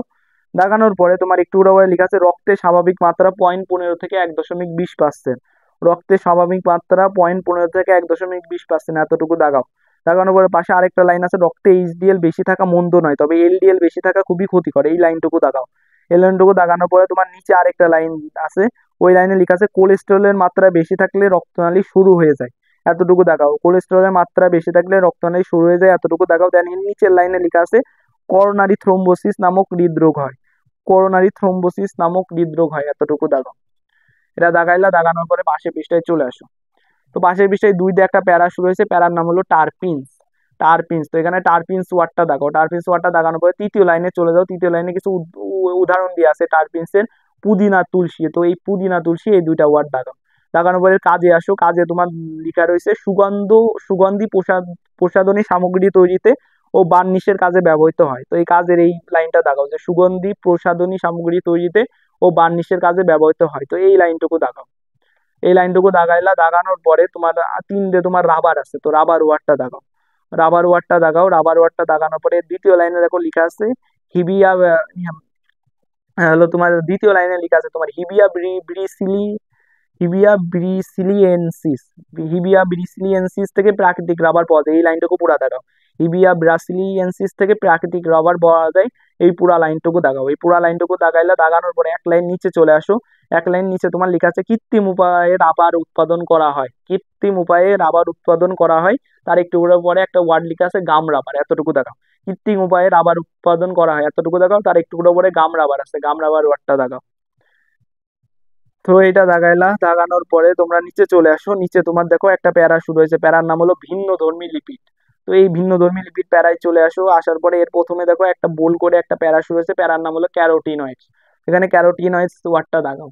ক্যারোটিনয়েডস ওয়ার্ডটা দাগাও। তারপরে ক্যারোটিনয়েডস ওয়ার্ডটা দাগাইলা, দাগানোর পরে তোমার হলো এখানে দেখো তোমার প্রথম লাইনে বিটা ক্যারোটিন নামক একটা ওয়ার্ড আছে, বিটা ক্যারোটিন নামক একটা ওয়ার্ড আছে, তো বিটা ক্যারোটিন এই ওয়ার্ডটা দাগাও। দাগানোর পরে এর পাশে তোমার লেখা আছে পাতায় আলোক শক্তি শোষণ করে সালোক সংশ্লেষণে সহায়তা করে, তো এই লাইনটুকু দাগাও। অর্থাৎ বিটা ক্যারোটিন পাতায় আলোক শক্তি শোষণ করে সালোক সংশ্লেষণে সহায়তা করে, এই পুরা লাইনটুকু দাগাও। দাগানোর পরে পাশে একটা ওয়ার্ড আছে ফটোট্রপিজম ঘটায়, এতটুকু দাগাও। ফটোট্রপিজম ঘটায়, এতটুকু দাগাও। দাগানোর পরে তার একটু করে পরে তোমার লেখা আছে মানব দেহে বিটা ক্যারোটিন ভেঙে, এতটুকু দেখাও। মানব দেহে বিটা ক্যারোটিন ভেঙে, এতটুকু দেখাও। দাগাও। তার পাশে লেখা আছে ভিটামিন এ তৈরি করে, এতটুকু দাগাও। ভিটামিন এ তৈরি করে, এতটুকু দাগাও। দাগানোর পরে তার একটু করে পরে লেখা আছে তোমার রডোপসিন তৈরি হয়, রডোপসিন তৈরি হয়, এতটুকু দাগাও। দাগানোর পরে তার একটু করে পরে তোমার লেখা আছে রডোপসিন দৃষ্টি শক্তি দান করে, রডোপসিন দৃষ্টি শক্তি দান করে, এতটুকু দাগাও। দাগাইলা, দাগানোর পরে তোমার হলো তার পাশের লাইনে লেখা আছে ডিমের কুসুম গাজর টমেটো ইত্যাদি থেকে বিটা ক্যারোটিন পাওয়া যায়, এই লাইনটুকু দাগাও। এই লাইনটুকু দাগাও। দাগানোর পরে তোমার দেখো আরেকটা প্যারা শুরু হয়েছে, প্যারার নাম হলো স্টেরয়েডস, তো স্টেরয়েডস ওয়ার্ডটা দাগাও। স্টেরয়েডস ওয়ার্ডটা দাগাও। স্টেরয়েডস ওয়ার্ডটা দাগানোর পরে এখানে তোমার লেখা আছে আম, এখানে তোমার প্রথম লাইনে লেখা আছে, প্রথম লাইনে লেখা আছে টেস্টোস্টেরন এবং ইস্ট্রোজেন হলো স্টেরয়েড হরমোন যা মেরুদণ্ডী প্রাণীর যৌন বিকাশ নিয়ন্ত্রণ করে, এই লাইনটুকু পুরা দাগাও। টেস্টোস্টেরন থেকে শুরু করে নিয়ন্ত্রণ করে পর্যন্ত পুরা লাইনটুকু দাগাও। পুরা লাইনটুকু দাগাইলা, দাগানোর পরে দেখো পাশে আরেকটা ওয়ার্ড আছে কর্টিসোল, এই কর্টিসল ওয়ার্ডটা দাগাও, দাগানোর পরে দেখো তিনটা কথা লেখা আছে হজম, একটুটা পরে একটা ওয়ার্ড লেখা আছে হজম, হজম ওয়ার্ডটা দাগাও। তারপরে একটা ওয়ার্ড লেখা আছে ভারসাম্য, ভারসাম্য ওয়ার্ডটা দাগাও। তারপরে তারপর লেখা আছে যৌন বিকাশে অবদান রাখে, এতটুকু দাগাও, যৌন বিকাশে অবদান রাখে, এতটুকু দাগাও। দাগাইলা, দাগানোর পরে নিচে চলে যাও, নিচে হলো তৃতীয় লাইনে আসো, মানে এর পরের লাইনে আসো, পরের লাইনে শুরুতে লেখা আছে কোলেস্টেরল লিভারে তৈরি হয়, কোলেস্টেরল লিভারে তৈরি হয়, এতটুকু দাগাও। কোলেস্টেরল লিভারে তৈরি হয়, এতটুকু দাগাও। দাগানোর পরে তোমার হলো মানে তার একটুকুটা পরে এই লাইনের লাস্টে লেখা আছে স্টেরয়েড হরমোন সৃষ্টি, এতটুকু দাগাও, স্টেরয়েড হরমোন সৃষ্টি, এতটুকু দাগাও। এই সৃষ্টির কিছুক্ষণ পরে তোমার লেখা আছে বাইল সল তৈরিতেও সাহায্য করে, বাইল সল তৈরিতেও সাহায্য করে যা খাদ্যের চর্বি হজমে অবদান রাখে, বাইল সল তৈরিতেও সাহায্য করে যা খাদ্যের চর্বি হজমে অবদান রাখে, তো এই পুরা লাইনটুকু দাগাও। বাইল সল তৈরিতেও সাহায্য করে যা খাদ্যের চর্বি হজমে অবদান রাখে, এই পুরা লাইনটুকু দাগাও। পুরা লাইনটুকু দাগাইলা, দাগানোর পরে এর দ্বিতীয় লাইনে যাও, হ্যালো মানে এর নিচের লাইনে যাও, এই বাইট সল্টের নিচের লাইনে যাও, নিচের লাইনে তোমার লেখা আছে রক্তে এলডিএল বেশি থাকা ক্ষতিকর কিন্তু এইচডিএল বেশি থাকা মঙ্গলজনক, এই লাইনটুকু দাগাও। এই লাইনটুকু দাগাইলে আমাদের স্টেরয়েড প্যারাটা শেষ। তারপর দেখো আরেকটা প্যারা শুরু হয়েছে, প্যারার নাম হলো ভিটামিন সমূহ, তো এখানে ভিটামিন সমূহ ওয়ার্ডটা দাগাও, ভিটামিন সমূহ ওয়ার্ডটা দাগাও। দেন দ্বিতীয় লাইনে চলে যাও, দ্বিতীয় লাইনে চলে যাও, দ্বিতীয় লাইনে গেলে দ্বিতীয় লাইনে তোমার লেখা আছে ভিটামিন এ, দ্বিতীয় লাইনের মাঝখানের দিকে একটা ওয়ার্ড লেখা আছে ভিটামিন এ, এতটুকু দাগাও। এতটুকু দাগাও, দাগানোর পরে তোমার লেখা আছে তোমার পাশে একটা ওয়ার্ড লেখা আছে অভাব, অভাব ওয়ার্ডটা দাগাও। দেন নিচের লাইনে যাও, নিচের লাইনে তোমার হলো তিনটা, মানে নিচের লাইনে শুরুতেই লেখা আছে ত্বক শুষ্ক হয়, রাতকানা রোগ হয়, বৃদ্ধি রহিত হয়, ত্বক শুষ্ক হয়, রাতকানা রোগ হয়, বৃদ্ধি রহিত হয়, এই তিনটা জিনিস দাগাও। দাগাইলা, দাগানোর পরে এর পাশে লেখা আছে ভিটামিন ডি অন্ত্র থেকে ক্যালসিয়াম শোষণে নিয়ন্ত্রণ করে, ভিটামিন ডি অন্ত্র থেকে ক্যালসিয়াম শোষণ নিয়ন্ত্রণ করে, এতটুকু দাগাও। ভিটামিন ডি ক্যালসিয়াম থেকে অন্ত্র শোষণ, সরি, ভিটামিন ডি অন্ত্র থেকে ক্যালসিয়াম শোষণ নিয়ন্ত্রণ করে, এই পুরা লাইনটুকু দাগাও। এই পুরা লাইনটুকু দাগাও। দাগানোর পরে দেখো নিচের লাইনে শুরুতে লেখা আছে অভাবে হাতজনিত বিভিন্ন রোগ হয়, অভাবে হাতজনিত বিভিন্ন রোগ হয়, এতটুকু দাগাও, অভাবে হাতজনিত বিভিন্ন রোগ হয়, এতটুকু দাগাও। দাগাইলা, দাগানোর পরে দেখো পাশে ভিটামিন ই নামক একটা ওয়ার্ড আছে, ভিটামিন ই ওয়ার্ডটা দাগাও।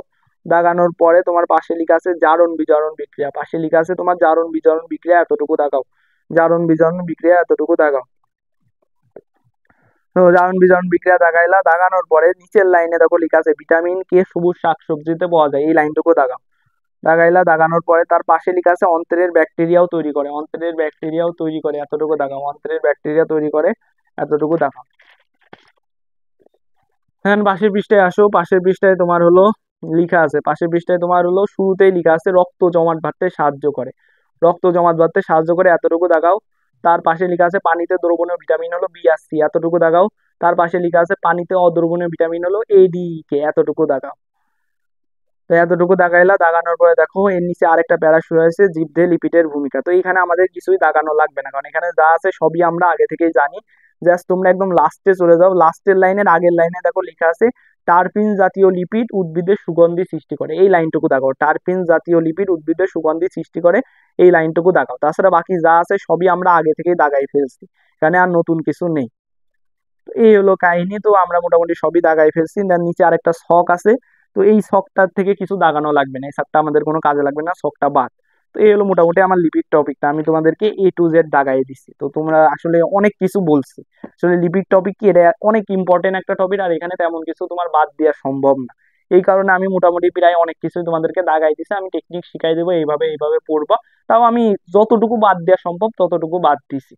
আমি মোটামুটি সব দাগাই দিচ্ছি, তোমাদের বুঝতে সমস্যা হলে ভিডিওটা একটু পজ করো বা ব্যাকে যাও, যদি তাও বুঝতে না পারো তাহলে আমি পিক মানে এই পৃষ্ঠার পিক তুলে আমার এফবি পেজে দিয়ে দেবো, ওইখান থেকে দেখে নিয়ে তোমরা আগে দাগাই নাও, দাগাই নিলে পড়াটা তোমাদের গোছানো থাকবে, তারপরে আমি টপিক ওয়াইজ তোমাদেরকে বোঝাবো। তো আমার মোটামুটি দাগানো শেষ, এখন আমি তোমাদেরকে এই টপিকটা বোঝানো শুরু করব। তো এখন আমি কিসে যাবো, এখন আমি তোমাদেরকে টপিকটা বোঝানো শুরু করব। তো আজকে আমাদের টপিক কি, আজকে আমাদের টপিক হলো তোমার লিপিড, আজকে টপিক হলো লিপিড। তো অলরেডি বইটা দাগাই দেয়া হয়ে গেছে, এখন তোমাদের লিপিড সম্পর্কে বেসিক যে আলোচনা, এই বেসিক আলোচনাগুলো আমাদের একটু জানা লাগবে, যে লিপিড মূলত কি দ্বারা তৈরি। এটা তোমাদের আগেই পড়াইছি আমি, যে লিপিড মূলত তোমার কার্বন হাইড্রোজেন আর অক্সিজেন দ্বারা তৈরি। এটা হলো লিপিডের হলো তোমার হলো কেমন কি বলবো রাসায়নিক গঠন, যেটা এটার মধ্যে তুমি কার্বন হাইড্রোজেন আর অক্সিজেন ছাড়া আর কিছু পাবা না। এখন তারপরে থেকে এখন আসল গঠনটা কিরকম, আসল গঠনটা হলো লিপিড মূলত তোমার দুইটা জিনিস নিয়ে গঠিত হয়।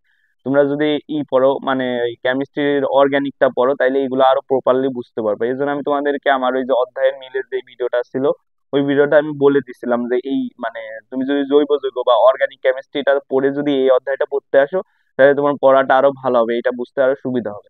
তো এখানে জিনিসটা কি, জিনিসটা হলো লিপিড জিনিসটা আসলে কি। লিপিড জিনিসটা হলো আসলে দুইটা জিনিস কি কি, তোমার হলো অ্যালকোহল, অ্যালকোহল আর হলো তোমার অ্যাসিড। অ্যাসিড বলতে আমরা যে তোমার জৈব যৌগে যে অ্যাসিডকে বলছিলাম, অর্থাৎ জৈব অ্যাসিড যেটাকে বলছি, জৈব অ্যাসিড। তো এই জৈব অ্যাসিডকে তোমার বিভিন্ন নাম আছে, কার্বক্সিলিক অ্যাসিডও বলা হয়, কার্বক্সিলিক অ্যাসিডও বলা হয়, আবার এটাকে তোমার ফ্যাটি অ্যাসিডও বলা হয়, ফ্যাটি অ্যাসিডও বলা হয়। তো এটার বিভিন্ন নাম, কিন্তু মূলত এটা অ্যাসিড। এটা মূলত কি, এটা মূলত অ্যাসিড। তো আমাদের এই যে লিপিড কি, লিপিড হলো এই অ্যালকোহল আর অ্যাসিডের একটা মিশ্রণ। এদের এই মিশ্রণকে তোমার অ্যাস্টার বলা হয়। এদের মিশ্রণকে কি বলা হয়, এদের মিশ্রণকে তোমার অ্যাস্টার বলা হয়। কিভাবে এই অ্যাস্টারটা তৈরি হয়, অ্যালকোহল কি, অ্যালকোহল মূলত আর ও এইচ। অ্যালকোহল কি, অ্যালকোহল হলো আর ও এইচ। আর হলো তোমার অ্যাসিড কি, অ্যাসিড হলো আর সি ডবল এইচ, আর সি ডবল এইচ। এই হলো তোমার দুইটা জিনিস। তো আমার যে অ্যাস্টার, এখন অ্যাস্টার জিনিসটা আসলে কি, অ্যাস্টার জিনিসটা হলো এই দুইটার মিক্স। অর্থাৎ তুমি যদি এই দুইটাকে যোগ করো, এই দুইটাকে যোগ করলে এখান থেকে এক অণু পানি বের হয়ে যাবে। তো পানিটা কিভাবে বেরোয়, এখান থেকে তোমার ওইচটা আলাদা হয়ে যায়, আর এখান থেকে এইচটা আলাদা হয়ে যায়। এই ওইচ আর এইচ মিলে তোমার পানি তৈরি করে, আর বাকি যারা থাকে তারা মিলে এই জিনিসটা তৈরি করে, আর সি ডবল ও আর। এখানে তোমার আর সি ডবল আছে আর এখানে আর আছে, সব মিলাই আর সি ডবল আর তৈরি করে। তো এটাই হলো মূলত আমার অ্যাস্টার, এটা হলো আমার মূলত অ্যাস্টার। তো এই অ্যাস্টারটাই মূলত আমার হলো লিপিড। তো এই হলো কাহিনী। তো তোমরা মোটামুটি জিনিসটা বুঝতে পারছো যে অ্যাস্টার আর অ্যালকোহল মানে অ্যাস্টার জিনিসটা কি। তো আমার লিপিড মূলত এই অ্যাস্টার, অর্থাৎ অ্যালকোহল আর হলো অ্যাসিড, অ্যালকোহল আর অ্যাসিড দুইটা মিশে মিশে হলো তোমার এক অণু পানি বের হয়ে যায়, বের হয়ে যে জিনিসটা বেঁচে থাকে ওটাকে অ্যাস্টার বলা হয়। তো এই অ্যাস্টারই হলো মূলত আমার লিপিড। তো এটাই হলো মূলত আমার লিপিডের রাসায়নিক গঠন। তো আমরা মোটামুটি এই জিনিসটা বুঝতে পারছি। তার মানে কি, তার মানে লিপিড কি, লিপিড হলো তোমার অ্যালকোহল আর হলো ফ্যাটি অ্যাসিডের অ্যাস্টার।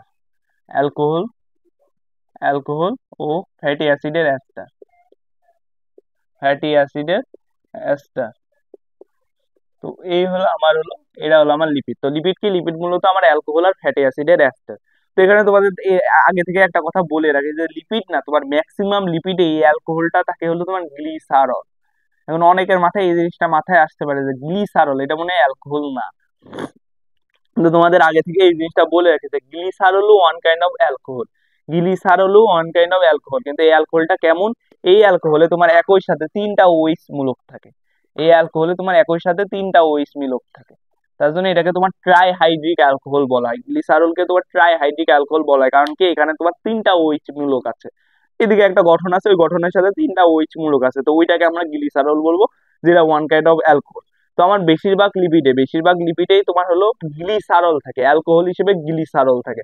শুধুমাত্র একটা লিপিড, অর্থাৎ তোমরা এই যে এই বইতে যতগুলো লিপিড পড়বা তার মধ্যে একটা লিপিড পাবা, যে লিপিডটা কি, যে লিপিডটা হলো তোমার মোম,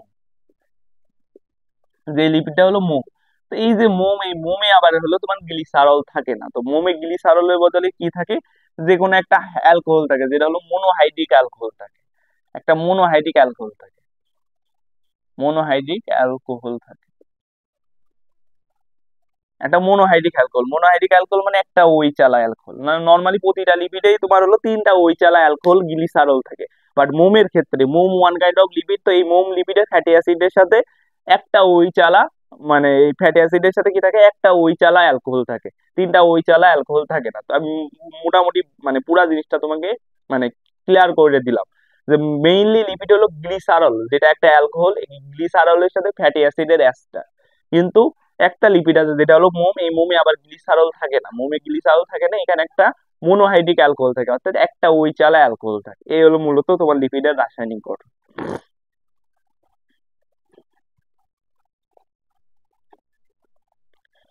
তো লিপিডের রাসায়নিক গঠন আমরা শিখলাম, এরপরে কি আছে, এরপরে একটা জিনিস আছে, চর্বি আর তেল। তো লিপিডকে কিন্তু তোমার বাংলায় স্নেহ বলা হয়, বাংলায় কিন্তু স্নেহ জাতীয় খাদ্য বলা হয় বা স্নেহ বলা হয়। তো লিপিডের মধ্যে কারা পড়ে, লিপিডের মধ্যে পড়ে হলো তোমার চর্বি, তেল, এইগুলো সবই লিপিড। এখন কথা হলো একটা লিপিড কখন চর্বি হয় আর কখন তেল হয়। তো এর একটা মাত্রা আছে, মাত্রাকে একটা টেম্পারেচার আছে, টেম্পারেচার হলো 20 ডিগ্রি সেলসিয়াস। তো কোনো লিপিড যদি এই তাপমাত্রায় কঠিন থাকে, এই তাপমাত্রায় যদি কোনো লিপিড কঠিন থাকে, তাহলে ওই লিপিডকে আমরা কি বলবো? ওই লিপিডকে আমরা চর্বি বলবো। আর যদি এই তাপমাত্রায় কোনো লিপিড তরল হিসেবে থাকে, ওই লিপিডকে আমরা তেল বলবো। এই হলো তোমার তেল আর চর্বির ভিতরে পার্থক্য। অর্থাৎ তোমার 20 সেলসিয়াস তাপমাত্রা, এই তাপমাত্রায় যদি কোনো লিপিড কঠিন থাকে তাহলে সেটা চর্বি, এই তাপমাত্রায় কোনো লিপিড যদি তরল থাকে তাহলে ওইটা তেল। এই হলো মেইন কাহিনী। তো এটা আমরা বুঝলাম। আর এখানে তোমার কিছু এক্সাম্পল দিয়ে আছে যেগুলোতে তোমার প্রচুর পরিমাণে লিপিড থাকে। অর্থাৎ লিপিড তো সব জায়গায় কম বেশি থাকে, বাট কিছু কিছু জায়গা আছে যেখানে প্রচুর পরিমাণ লিপিড থাকে। তো এই এক্সাম্পল গুলো আমাদের একটু জানা লাগবে। এক্সাম্পল গুলো কি কি? আকন্দ, তো আকন্দ একটা ফল, আকন্দ। তারপরে কি? আকন্দ, ভেড়ার লোম, ভেড়ার লোম। তারপরে কি? তারপরে হলো তোমার হাঙর, মৌচাক, তিমি। হাঙর, হাঙর মাছে, তোমার তিমি মাছে, তারপরে মৌচাকে প্রচুর পরিমাণে লিপিড থাকে। তো এইগুলা তোমরা 1-2 বার পড়বা, দেখবা মাথায় ঢুকে গেছে যে তোমার কি আকন্দ, ভেড়ার লোম, হাঙর, তিমি, মৌচাক, এগুলাতে তোমার প্রচুর লিপিড থাকে। এগুলাতে প্রচুর লিপিড থাকে, প্রচুর লিপিড থাকে। কিসে কিসে থাকে? আকন্দ, ভেড়ার লোম, হাঙর, তিমি, মৌচাক। আকন্দ, ভেড়ার লোম, হাঙর, তিমি, মৌচাক। এগুলো 4-5 বার বললে তোমার মাথায় ঢুকে যাবে। তো এটা একটু জানা লাগবে যে কিসে, মানে কোন কোন জায়গায় প্রচুর পরিমাণে লিপিড থাকে, এই জিনিসটা একটু জানা লাগবে। এই হলো কাহিনী, বেসিক জিনিসপত্র এগুলো তোমার লিপিড সম্পর্কে। তো বেসিক জিনিসপত্র তো আমরা শিখলাম। এবার আমরা লিপিডের বৈশিষ্ট্যে যাব, লিপিডের বৈশিষ্ট্যটা শিখবো, যেটা সবচেয়ে ইম্পর্টেন্ট। তো লিপিডের বৈশিষ্ট্য কি? লিপিডের একটা বৈশিষ্ট্য, প্রথম বৈশিষ্ট্য হলো হীন বৈশিষ্ট্য, যেটা আমরা পলিস্যাকারাইডে পড়েছিলাম। এর হলো সবই হীন। কি হীন? গন্ধহীন, বর্ণহীন, স্বাদহীন, সবই। তো পলিস্যাকারাইডের সাথে মিলাই কিন্তু এটা পড়তে পারো যে পলিস্যাকারাইডের কি আছে, পলিস্যাকারাইড না, পলিস্যাকারাইডের থেকেও আরো ভালো করে পড়তে পারো নন সুগারের কিছু বৈশিষ্ট্য আমরা পড়েছিলাম। নন সুগারের কিছু বৈশিষ্ট্য বলছিলাম কি কি? প্রথম বৈশিষ্ট্য কি? হীন বৈশিষ্ট্য। প্রথম বৈশিষ্ট্য হীন বৈশিষ্ট্য, যেটা লিপিডের আছে। দ্বিতীয় বৈশিষ্ট্য কি? দ্বিতীয় বৈশিষ্ট্য হলো পানিতে অদ্রবণীয়, পানিতে অদ্রবণীয়, পানিতে অদ্রবণীয়। এটাও লিপিডের ক্ষেত্রে খাটে। লিপিডের সেকেন্ড বৈশিষ্ট্য কি? সেকেন্ড বৈশিষ্ট্য হলো পানিতে অদ্রবণীয়, পানিতে অদ্রবণীয়। তো এই দুইটা বৈশিষ্ট্য হলো তোমার হলো লিপিডের হলো নন সুগারের সাথে মেলে। তো তোমরা নন সুগারের সাথে মিলাই পড়তে পারো যে নন সুগারের সাথে লিপিডের বৈশিষ্ট্যের মিল আছে। কি বৈশিষ্ট্য? হীন বৈশিষ্ট্য। হীন বৈশিষ্ট্য কি? গণ্যহীন, বর্ণহীন, স্বাদহীন। তারপরে কি? পানিতে অদ্রবণীয় বৈশিষ্ট্য, লিপিডও পানিতে অদ্রবণীয়। লিপিডের ক্ষেত্রে নেক্সট বৈশিষ্ট্য হলো, যেহেতু এরা পানিতে অদ্রবণীয়, এটা বাকি সবকিছুতে, দুনিয়ার সবকিছুতে সে দ্রবণীয়, দুনিয়ার সবকিছুতে সে দ্রবণীয়,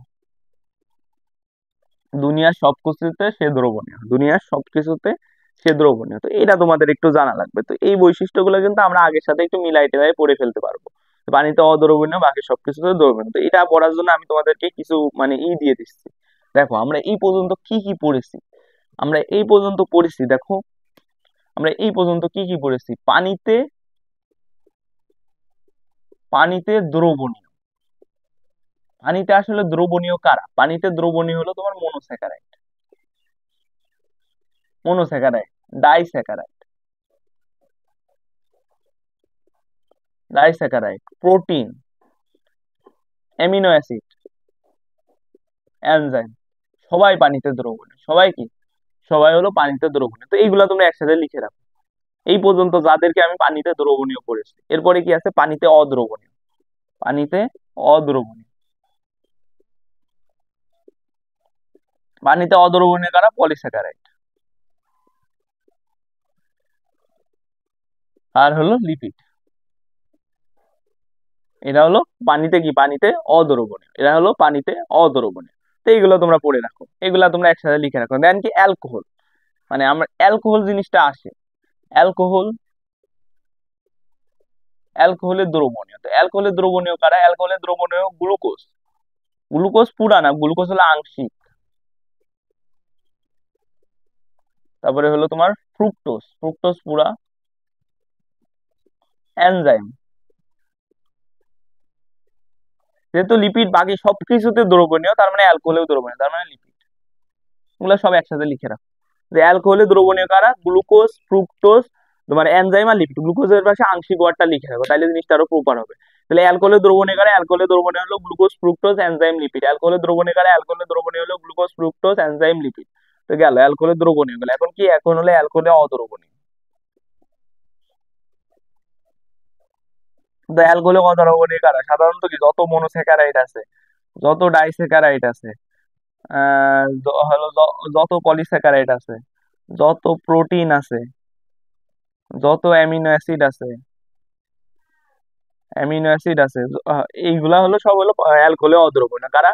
মনোস্যাকারাইড, ডাইস্যাকারাইড, পলিস্যাকারাইড, প্রোটিন আর অ্যামিনো অ্যাসিড। শুধু এক্সেপশনাল হলো গ্লুকোজ আর ফ্রুক্টোজ হলো তোমার হলো ইসের মধ্যে, মনোস্যাকারাইডের মধ্যে, যারা হলো অ্যালকোহলে দ্রবণীয়।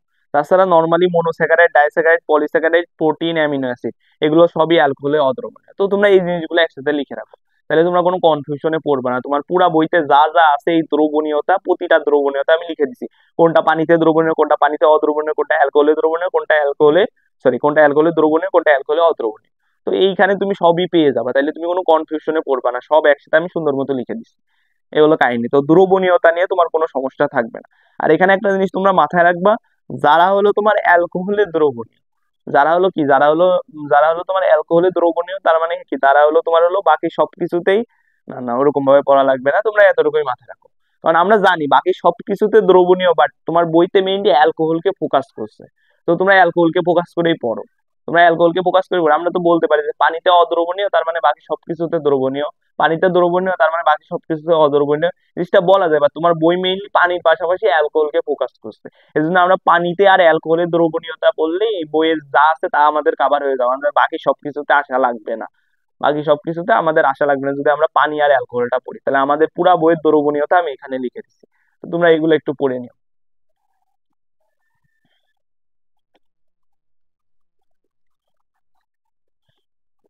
এটা একটু নোট করে নিও এক জায়গায়।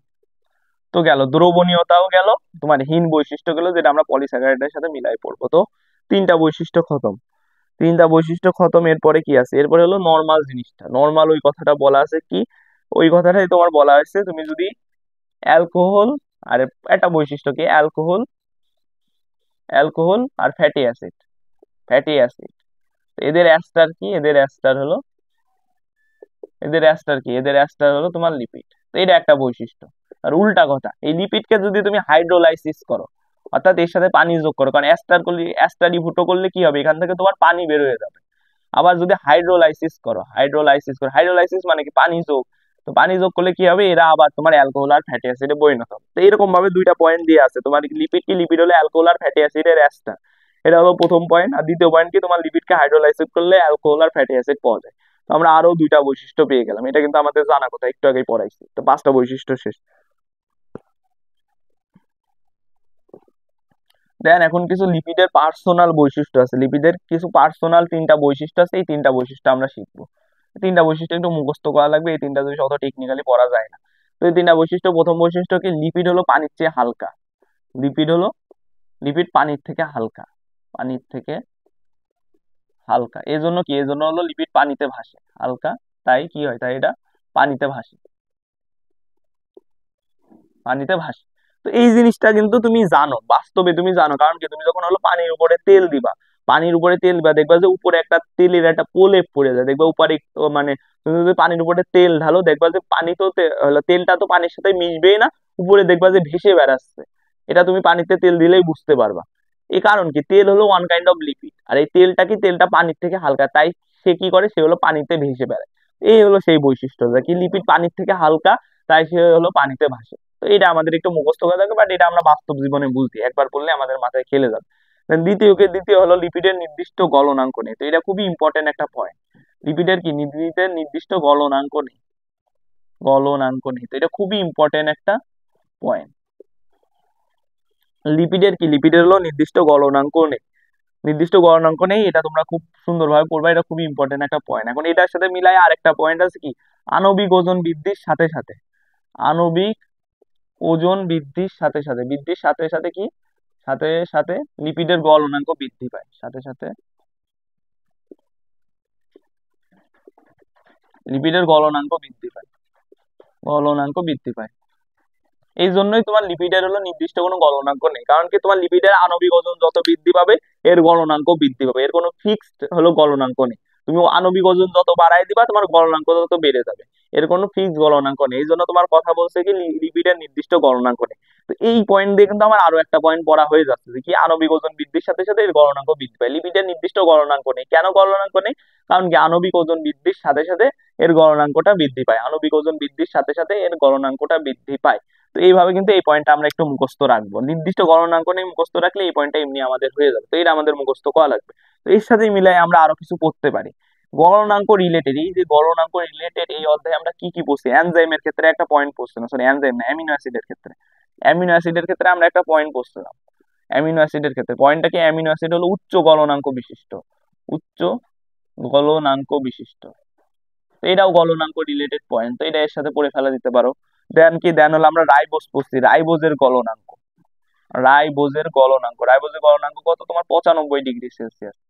দেন হলো কি তোমার সুক্রোজের গলনাঙ্ক, সুক্রোজের গলনাঙ্ক কত, সুক্রোজের গলনাঙ্ক হলো 188°C, 188°C। তো এখানে আমার অধ্যায়ে যতগুলো গলনাঙ্ক রিলেটেড লাইন আছে সব আমি এখানে লিখে দিচ্ছি। কি তোমার হলো লিপিডের নির্দিষ্ট গলনাঙ্ক নেই, এই একটা লাইন। দ্বিতীয় লাইন কি, আণবিক ওজন বৃদ্ধির সাথে সাথে লিপিডের গলনাঙ্ক বৃদ্ধি পায়, এই হলো আরেকটা গলনাঙ্ক রিলেটেড লাইন। অ্যামিনো অ্যাসিড হলো উচ্চ গলনাঙ্ক বিশিষ্ট আরেকটা লাইন। রাইবোজের গলনাঙ্ক হলো 95°C, আর সুক্রোজের গলনাঙ্ক হলো 188°C। তো তোমরা এগুলো একসাথে লিখে রাখো, তাহলে কি হবে, তোমার এই গলনাঙ্ক নিয়ে কোনো কনফিউশনে পড়বে না, কার কার কি গলনাঙ্ক আছে সব তুমি জেনে যাবে। তো গেল, তো এই পয়েন্টটা আমার একটু মুখস্থ রাখা লাগবে। তো এরপরে আরেকটা পয়েন্ট আছে, লাস্টে আরেকটা পয়েন্ট আমাদের মনে রাখা লাগবে, একটা দ্রবণ আছে, দ্রবণটার নাম কি, দ্রবণটার নাম হলো তোমার সুদান 3, সুদান 3। তো লিপিডের সাথে, লিপিডের সাথে, লিপিডের সাথে এই সুদান 3, এই সুদান 3 দ্রবণটা যদি তুমি যোগ করো, সুদান 3 এটা যদি যোগ করা হয় তাহলে কি হয়, তো যোগ করলে লাল বর্ণ ধারণ করে লিপিড, লিপিড লাল বর্ণ ধারণ করে, এটাও খুব ইম্পর্টেন্ট একটা পয়েন্ট, এটা একটু মুখস্থ রাখা লাগবে। কি, লিপিডের সাথে সুদান 3 দ্রবণ যোগ করলে এটা লাল বর্ণ ধারণ করে, লিপিডের সাথে সুদান 3 দ্রবণ যোগ করলে এটা লাল বর্ণ ধারণ করে। তো এটা এটা তোমাদের একটু জানা লাগবে, এটা তোমাদের একটু জানা লাগবে যে লিপিডের সাথে সুদান 3 দ্রবণ যোগ করলে লিপিড হলো লাল বর্ণ ধারণ করে। তো এটা একটু মুখস্থ রাখবা। তো এটা এটার সাথে অনেক কিছু মিলাই পড়তে পারো, যেমন তোমরা যখন হলো পড়ছিলা শর্করা পড়ছিলা, তখন একটা জিনিস পড়ছিলা যে আয়োডিন দ্রবণ যোগ। তো এখানে সুদান 3 দ্রবণ যোগ করা হয়েছে, আর ওইখানে কি যোগ করা হয়েছে, ওখানে তোমার আয়োডিন দ্রবণ যোগ করা হয়েছে, আয়োডিন দ্রবণ যোগ করা হয়েছে। আয়োডিন দ্রবণ যোগ করলে কি হয়, আয়োডিন দ্রবণ যোগ করলে তোমার যে স্টাচ আছে, স্টাচ কি করে, নীল বর্ণ ধারণ করে, স্টাচের রং কি নীল, আর এখানে রং কি, এখানে রং হলো লাল। সেলুলোজ, সেলুলোজে যোগ করলে কি হয়, সেটা কোনো রং দেয় না, অর্থাৎ বর্ণহীন। আর হলো যদি তুমি হলো ইসে দাও, গ্লাইকোজেনে দাও, গ্লাইকোজেনে দিলে সে কি করে, সে হলো তোমার লালচে বেগুনি রং ধারণ করে, লালচে বেগুনি। তো এই রং রিলেটেড যত পয়েন্ট আছে সব আমি এখানে লিখে দিলাম, এই অধ্যায়তে রং রিলেটেড এই 4টা জিনিস আছে। কি, এই লিপিডের সাথে সুদান 3 যোগ করে, লিপিডের সাথে সুদান 3 যোগ করলে লাল বর্ণ ধারণ করে। হলো তোমার হলো স্টার্চের সাথে আয়োডিন দ্রবণ যোগ করলে নীল বর্ণ ধারণ করে, সেলুলোজের সাথে আয়োডিন দ্রবণ যোগ করলে বর্ণহীন হয়ে যায়, গ্লাইকোজেনের সাথে আয়োডিন দ্রবণ যোগ করলে তোমার হলো লালচে বেগুনি বর্ণ ধারণ করে। তো এইভাবে তোমরা হলো এই 4টা যদি একসাথে পড়ো তাহলে গুলাই যাবে না, তো এই 4টা একসাথে রাখা লাগবে, তো এই 4টা একসাথে লিখে নাও। তো মোটামুটি আমাদের লিপিডের বৈশিষ্ট্য সবগুলাই শেষ, মোটামুটি এইভাবে আমাদের পড়া লাগবে। আমাদের প্রথমত হীন বৈশিষ্ট্য অর্থাৎ পলিস্যাকারাইডের সাথে মিলাই আমরা 3টা বৈশিষ্ট্য পেয়ে যাব, পলিস্যাকারাইডের সাথে মিলাই আমরা 3টা বৈশিষ্ট্য পেয়ে যাব, দেন এর রাসায়নিক গঠন থেকে 2টা বৈশিষ্ট্য পেয়ে যাব, দেন বাকি হলো 3টা বৈশিষ্ট্য একটু এক্সেপশনাল, যে এটা পানিতে ভাসে, তারপরে এটা হলো নির্দিষ্ট গলনাঙ্ক নেই, আর এটা হলো সুদান 3 সাথে লাল বর্ণ দেয়। তো এইগুলো আমাদের আলাদাভাবে মুখস্থ করা লাগবে, তো এইভাবে করলে আমাদের লিপিডের বৈশিষ্ট্যটা শেষ হয়ে যাবে। তো আমরা লিপিডের বৈশিষ্ট্যটা শেষ করলাম। আর রাসায়নিক গঠন সম্পর্কে তো আমরা জানি যে এটা মেইনলি তোমার অ্যালকোহল আর ফ্যাটি অ্যাসিডের অ্যাস্টার। তো ম্যাক্সিমাম লিপিডের ক্ষেত্রে এই অ্যালকোহলটা হলো তোমার গ্লিসারল হয়, যেটা একটা ট্রাইহাইড্রিক অ্যালকোহল। শুধুমাত্র এক্সেপশনাল হলো মোম, মোমে কি হয়, মোমে হলো তোমার ট্রাইহাইড্রিক অ্যালকোহলের পরিবর্তে মানে নর্মাল অ্যালকোহল যেটা মোনোহাইড্রিক অ্যালকোহল, মোনোহাইড্রিক অ্যালকোহল থাকে, এগুলো কাহিনী। তো এরপরে আমরা হলো লিপিডের প্রকারভেদে আসবো। তো এই আমাদের নেক্সট টপিক কি, নেক্সট টপিক হলো লিপিডের প্রকারভেদ। তো এখানে একটা গাছ দিয়ে আছে, তো এই গাছে আমাদের লিপিডের প্রকারভেদটা দিয়ে আছে, তো আমরা লিপিডের প্রকারভেদ নিয়ে একটু হালকা পাতলা একটু আলোচনা করবো। লিপিডের প্রকারভেদ, তো লিপিডের প্রকারভেদ কি, লিপিডকে সাধারণত প্রথমত 3 ভাগে ভাগ করা হয়, 3 ভাগে ভাগ করা হয়। কি কি, সরল লিপিড, সরল লিপিড, যৌগিক লিপিড, যৌগিক লিপিড, আর হলো কি উদ্ভূত লিপিড, উদ্ভূত লিপিড।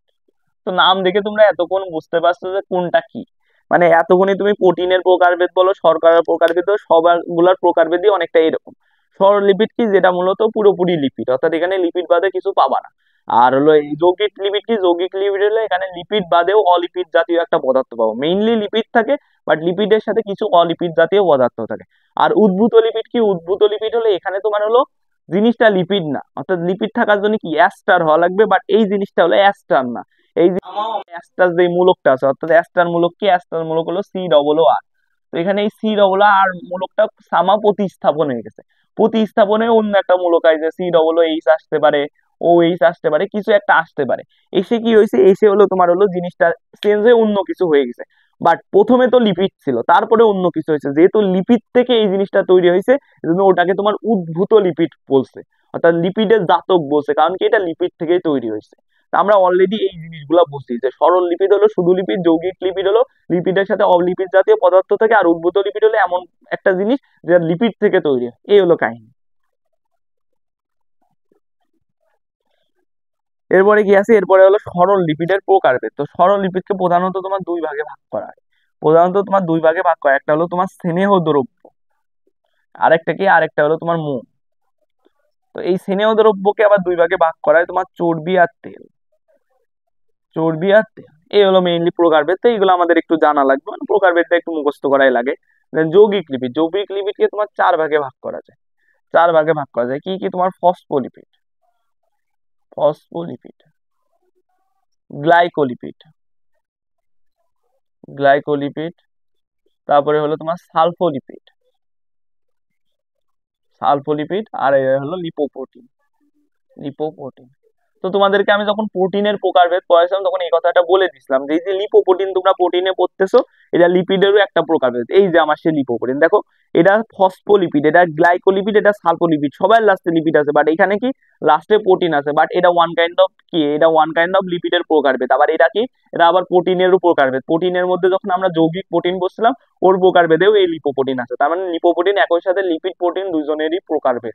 তো এটা আমাদের একটু মাথায় রাখা লাগবে যে এটা একটু এক্সেপশনাল টাইপের, আচ্ছা বাকি সবাই সেম আছে। তো এই হলো চার প্রকারভেদ। তো প্রকারভেদ গুলো আমাদের একটু মুখস্থ করা লাগবে, ফসফোলিপিড, গ্লাইকোলিপিড, সালফোলিপিড আর লিপোপ্রোটিন। তো নামগুলো অত মানে বিটঘুটে না। দেন কি আছে, উদ্ভূত লিপিড। তো এখানে তোমার বইতে তিনটা উদ্ভূত লিপিডের কথা বলা হয়েছে, এখন অসংখ্য উদ্ভূত লিপিড আছে, এখন তুমি মনে করো না যে এই তিনটাই উদ্ভূত লিপিড, আর কোনো উদ্ভূত লিপিড নাই। তো এখানে তোমার বইতে তিনটা উদ্ভূত লিপিডের কথা বলা আছে। তো তিনটা উদ্ভূত লিপিড কি কি, তিনটা উদ্ভূত লিপিড হলো তোমার হলো steroid, steroid, terpene, terpene, rubber. আমরা যে রাবার ইউজ করি, মানে এই যে রাবার জাতীয় যে জিনিসপত্র, রাবার কিন্তু ওয়ান কাইন্ড অফ লিপিড। আমরা মনে হয় এই অধ্যায় পড়ার আগে জানতাম না, অনেকেই জানতাম না যে মোম, রাবার এগুলাও লিপিড জাতীয় পদার্থ। আসলে কি, আসলে মোম, রাবার এগুলাও লিপিড জাতীয় পদার্থ। তো এটা একটু জেনে রাখবা, মানে এখন তো জানতে পারছো, মানে এতদিন হয়তো অনেকেই জানতাম না যে রাবার, মোম এগুলা লিপিড জাতীয় পদার্থ। তো এখানে তোমার তিনটা উদ্ভূত লিপিডের কথা বলা হয়েছে, এটা তোমার তিনটা উদ্ভূত লিপিডের কথা বলা হয়েছে, বাট উদ্ভূত লিপিড আসলে অনেক, অসংখ্য উদ্ভূত লিপিড আছে। তো এখানে তোমাদের আরেকটা জিনিস জানা উচিত, এই যে উদ্ভূত লিপিড না, উদ্ভূত লিপিডের বিভিন্ন শ্রেণী আছে, অর্থাৎ এই যে উদ্ভূত লিপিডের অনেক শ্রেণী আছে, আমাদের বইতে অত কিছু নিয়ে আলোচনা করে নাই। তো এই যে এই তিনটা উদ্ভূত লিপিড, এরা হলো একটা উদ্ভূত লিপিডের শ্রেণী নিতে পারে, যেটাকে তোমার টার্পিনয়েডস বলা হয়, টার্পিনয়েডস বলা হয়, টার্পিনয়েডস বলা হয়। অর্থাৎ এই টার্পিনয়েডস এর মধ্যেই স্টেরয়েড, টার্পিন, রাবার এই তিনটা পড়ে। অর্থাৎ তোমার এই উদ্ভূত লিপিডকে অনেকগুলা শ্রেণীতে ভাগ করা হয়, অনেকগুলা। অনেকে কি মনে করে, অনেকে মনে করে যে উদ্ভূত লিপিড মনে হয় এই তিনটা, আর কোনো উদ্ভূত লিপিড নেই, এটা ভুল কথা। উদ্ভূত লিপিডকে যে টার্পিনয়েডস একটা শ্রেণী, এরকম অনেকগুলা শ্রেণীতে ভাগ করা হয়। আবার এই শ্রেণীর মধ্যে কিছু কিছু উদ্ভূত লিপিড থাকে। তো এই টার্পিনয়েডস এর মধ্যে স্টেরয়েড, টার্পিন আর রাবার আছে, অর্থাৎ স্টেরয়েড, টার্পিন, রাবার এগুলো কি, এগুলো হলো এই টার্পিনয়েডস শ্রেণীর মধ্যে পড়ে। তো এগুলো সম্পর্কে পরে আরেকটু আলোচনা করে দিব। তো তোমরা মোটামুটি এটুকু বুঝে রাখো যে কি উদ্ভূত লিপিডের বিভিন্ন শ্রেণীতে ভাগ করা যায়, এর মধ্যে একটা শ্রেণী হলো টার্পিনয়েড, যার মধ্যে কি আছে, তার মধ্যে স্টেরয়েড, টার্পিন, রাবার এইগুলো আছে। তো গেল। তো মোটামুটি তোমরা হলে এই গাছটা সম্পর্কে একটা ধারণা পাইছো না, আমরা প্রকারভেদ নিয়ে আরো আলোচনা করবো। তো তোমরা মোটামুটি এটা একটু বুঝে রাখো, তাহলে পরবর্তীতে তোমাদের সুবিধা হবে। আমাদের গাছটা গেল।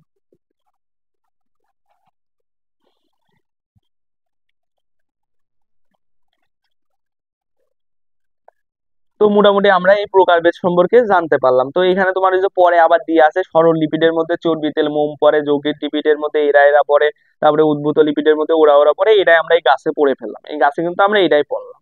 তো আমাদের আর এগুলা নতুন করে পড়া লাগবে না। নেক্সট কি, নেক্সট হলো এইটা কি, এটা মূলত রাসায়নিক গঠনের ভিত্তিতে লিপিডের প্রকারভেদ, অর্থাৎ এতক্ষণ ধরে আমরা যে প্রকারভেদটা পড়লাম ওটা হলো রাসায়নিক গঠনের ভিত্তিতে। রাসায়নিক গঠনের ভিত্তিতে রাসায়নিক গঠনের ভিত্তিতে রাসায়নিক গঠন বলতে তোমার ওই যে কার্বন, হাইড্রোজেন, অক্সিজেন দ্বারা এদের যে গঠন, অর্থাৎ কেমিক্যালি এদের যে গঠন, ওই গঠনটা এক একজনের এক এক রকম, ওইটার উপরে ভিত্তি করে আমরা এই যে প্রকারভেদটা পড়লাম একটু আগে, যে গাছটা আঁকাইলাম, ওটা মেইনলি লিপিডের রাসায়নিক গঠনের ভিত্তিতে এই গাছটা মানে এই প্রকারভেদটা করা। এরপরে আরেকটা প্রকারভেদ এখানে দিয়ে আছে, প্রকারভেদটার নাম কি? প্রকারভেদটার নাম হলো তোমার কিসের? আণবিক গঠনের ভিত্তিতে। আণবিক গঠনের ভিত্তিতে আণবিক গঠন অর্থাৎ কি? আণবিক গঠনের ভিত্তিতে বলতে তোমার আণবিক গঠন বলতে এদের এক একটার আকার এক এক রকম, এক একটার আকার এক এক রকম, তো ওই আকার অনুযায়ী এই প্রকারভেদটা করা হয়েছে। বাট এই প্রকারভেদটা একদম প্রপার প্রকারভেদ না, আগেরটা একটা প্রপার প্রকারভেদ ছিল। এটা তোমরা জাস্ট জেনে রাখো, তোমাদের বইতে যেহেতু দুইটা প্রকারভেদ দিয়ে আছে, এটা জাস্ট তোমরা আংশিক কিঞ্চিত পরিমাণে একটু জেনে রাখো। বা তোমার মেইন প্রকারভেদ হলো আগে যে গাছটা আঁকালাম ওইটাই হলো তোমার মেইন প্রকারভেদ। এটা একটা ইললজিক্যাল প্রকারভেদ। কেন ইললজিক্যাল প্রকারভেদ? কারণ এটা সব লিপিডকে কাভার করে না, এটা সব লিপিডকে কাভার করে না। এর মধ্যে কি কি আছে দেখো, এর মধ্যে আছে হলো তোমার কি, এর মধ্যে আছে হলো তোমার neutral lipid. Neutral lipid neutral lipid তারপরে কি আছে তোমার? মোম আছে। তারপরে কি আছে? তারপরে হলো তোমার ফসফোলিপিড আছে। ফসফোলিপিড আছে, গ্লাইকোলিপিড আছে। গ্লাইকোলিপিড আছে। গ্লাইকোলিপিড আছে। আর কি আছে? আর হলো তোমার হলো টার্পিনয়েড আছে। টার্পিনয়েড আছে। এখন দেখো, তোমার বইতে যে এক্সাম্পল গুলো আছে সবগুলা এক্সাম্পলকেই এরা কাভার করে, সবগুলা এক্সাম্পলকেই এরা কাভার করে, শুধুমাত্র সবগুলো। এখানে সমস্যাটা কোথায় বাদে জানো? সমস্যা বাদে এই টার্পিনয়েড। অর্থাৎ এইখানে তোমার প্রকারভেদ, যেমন তো আণবিক গঠন অনুযায়ী এটা লিপিডের প্রকারভেদ, তার মানে কি? এটা হলো দুনিয়ায় যত লিপিড আছে সব লিপিডকে এই 5টা প্রকারভেদের কাভার করার কথা, কিন্তু এখানে কাহিনীটা হয় এই টার্পিনয়েড শুধু আমাদের হলো কি, এই টার্পিনয়েড আমাদের হলো উদ্ভূত লিপিডকে পুরোপুরি কাভার করতে পারে না। আমি তোমাকে বলছি যে কি, তোমার হলো উদ্ভূত লিপিডকে অনেকগুলা শ্রেণীতে ভাগ করা যায়, তো ওই শ্রেণীর মধ্যে একটা হলো তোমার টার্পিনয়েড।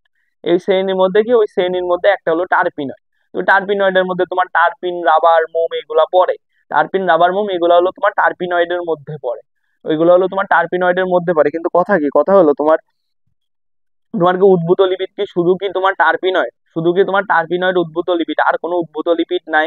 হ্যাঁ, আরো উদ্ভূত লিপিড আছে, তো টার্পিনয়েড আমার পুরোপুরি উদ্ভূত লিপিডকে কভার করতে পারে না। এখানে একটু সমস্যা আছে, এখানে একটু সমস্যা আছে যে টার্পিনয়েড আমার পুরোপুরি উদ্ভূত লিপিডকে কভার করতে পারে না। তাছাড়া এইগুলা হলো বাকি সব হলো লিপিডকে কভার করছে। কেমনে কভার করছে বলি, এই যে নিউট্রাল লিপিড, নিউট্রাল লিপিড মানে তেল আর চর্বি, এদেরকেই তোমার নিউট্রাল লিপিড বলা হয়। তেল আর চর্বিকে নিউট্রাল লিপিড বলা হয়। তাহলে আমার তেল চর্বি কাভার হয়ে গেছে, মোম কাভার হয়ে গেছে, সরল লিপিড পুরো কাভার। দেন কি ফসফোলিপিড আর গ্লাইকোলিপিড। এখন তোমরা বলতে পারো যৌগিক লিপিড কয় প্রকার? যৌগিক লিপিড হলো তোমার কয় প্রকার? 4 প্রকার। তো এখানে তো 2টা প্রকার আছে, তার মানে আর 2টা প্রকার তো হারাই গেছে না। এই যে ফসফোলিপিড না, এই ফসফোলিপিডেরই আরেকটা ভার্সন হলো লিপোপ্রোটিন। ফসফোলিপিডেরই আরেকটা ভার্সন হলো লিপোপ্রোটিন। অর্থাৎ জিনিসটা এরকম, তুমি যদি এই যে করো, ফসফোলিপিডের সাথে যদি প্রোটিন যোগ করো, ফসফোলিপিডের সাথে যদি তুমি প্রোটিন যোগ করো তাহলে তুমি লিপোপ্রোটিন পাবা। তার মানে কি, যেহেতু ফসফোলিপিড থেকে লিপোপ্রোটিন তৈরি হয়েছে, এই জন্য ফসফোলিপিড লিপোপ্রোটিনকে কাভার করছে। সেম ওয়েতে গ্লাইকোলিপিড, তুমি যদি গ্লাইকোলিপিডের সাথে সালফার যোগ করো, সালফার যোগ করো তাইলে হয়ে যাবে সেটা সালফোলিপিড। তো এই যে গ্লাইকোলিপিড, এটাই হলো তোমার ইকে কাভার করছে, তোমার সালফোলিপিডকে কাভার করছে। এই গ্লাইকোলিপিড কি করছে? গ্লাইকোলিপিড হলো তোমার সালফোলিপিডকে কাভার করছে। গ্লাইকোলিপিড কি করতেছে? গ্লাইকোলিপিড হলো তোমার সালফোলিপিডকে কাভার করতেছে। এই জন্য তোমার এই যৌগিক লিপিডের 4টা প্রকারভেদ এই 2টা দ্বারা কাভার হয়ে যাচ্ছে। শুধু বাদ থাকতেছে আমার উদ্ভূত লিপিড, যার মধ্যে এই 3টা এক্সাম্পল আমি তোমাদেরকে পড়ালাম, টার্পিন, রাবার, তারপরে স্টেরয়েড, এইগুলা তোমার কাভার করে ফেলতেছে আমার টার্পিনয়েড বাদ। এছাড়াও আমার কিছু উদ্ভূত লিপিড বাদ চলে যাচ্ছে, যেগুলা কাভার করার জন্য কেউ এই আণবিক গঠনের এই প্রকারভেদে নেই। তো এইখানে একটু ঘাপলা আছে। তাছাড়া আমার যৌগিক লিপিড আর সরল লিপিড পুরোপুরি এরা কাভার করে ফেলছে। বাট হলো আমার উদ্ভূত লিপিডটা টার্পিনয়েড একা পুরোটুকু কাভার করতে পারবে না, কারণ কি আমার আরো কিছু শ্রেণী আছে, তো যেগুলাকে অ্যাড করা হয় না। এই হলো কাহিনী। তো তোমরা মোটামুটি বুঝতে পারছো যে প্রকারভেদ, এই এই জিনিসগুলা বুঝলে তোমাদের প্রকারভেদটা একদম প্রপারলি মাথার মধ্যে ঢুকে যাবে। এই হলো কাহিনী। তো গেল আমার প্রকারভেদ গেল।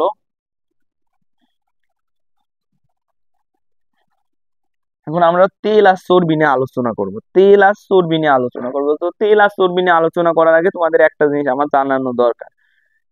3টা, এখন আমরা কিছু ওয়ার্ড তোমাদেরকে লিখে দেবো। স্নেহ দ্রব্য, স্নেহ দ্রব্য is equal to, is equal to কি, is equal to neutral lipid, neutral lipid is equal to triglyceride, glyceride. এইগুলাকে তোমার দুই ভাগে, দুই প্রকার, দুই মানে দুই ভাগে ভাগ করা যায়, একটা হলো তেল আর একটা হলো চর্বি, তেল আর একটা চর্বি। এটা তোমরা একদম মাথার ভিতরে বসায় রাখো।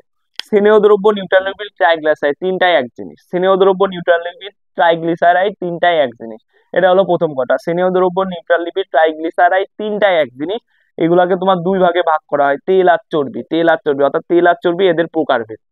তো এই জিনিসটা অনেকের গুলাই যায় যে ট্রাইগ্লিসারাইড কি জিনিস, নিউট্রাল লিপিড কি জিনিস, স্নেহ দ্রব্য কি জিনিস। তো তোমাদের প্রথমত মাথায় রাখা লাগবে যা স্নেহ দ্রব্য তাই নিউট্রাল লিপিড তাই হলো ট্রাইগ্লিসারাইড। আর এদেরকে দুই ভাগে ভাগ করা যায়, ভাগ দুইটাই কি, তেল আর চর্বি, ভাগ দুইটা কি, তেল আর চর্বি, ভাগ দুইটা হলো তোমার তেল আর চর্বি।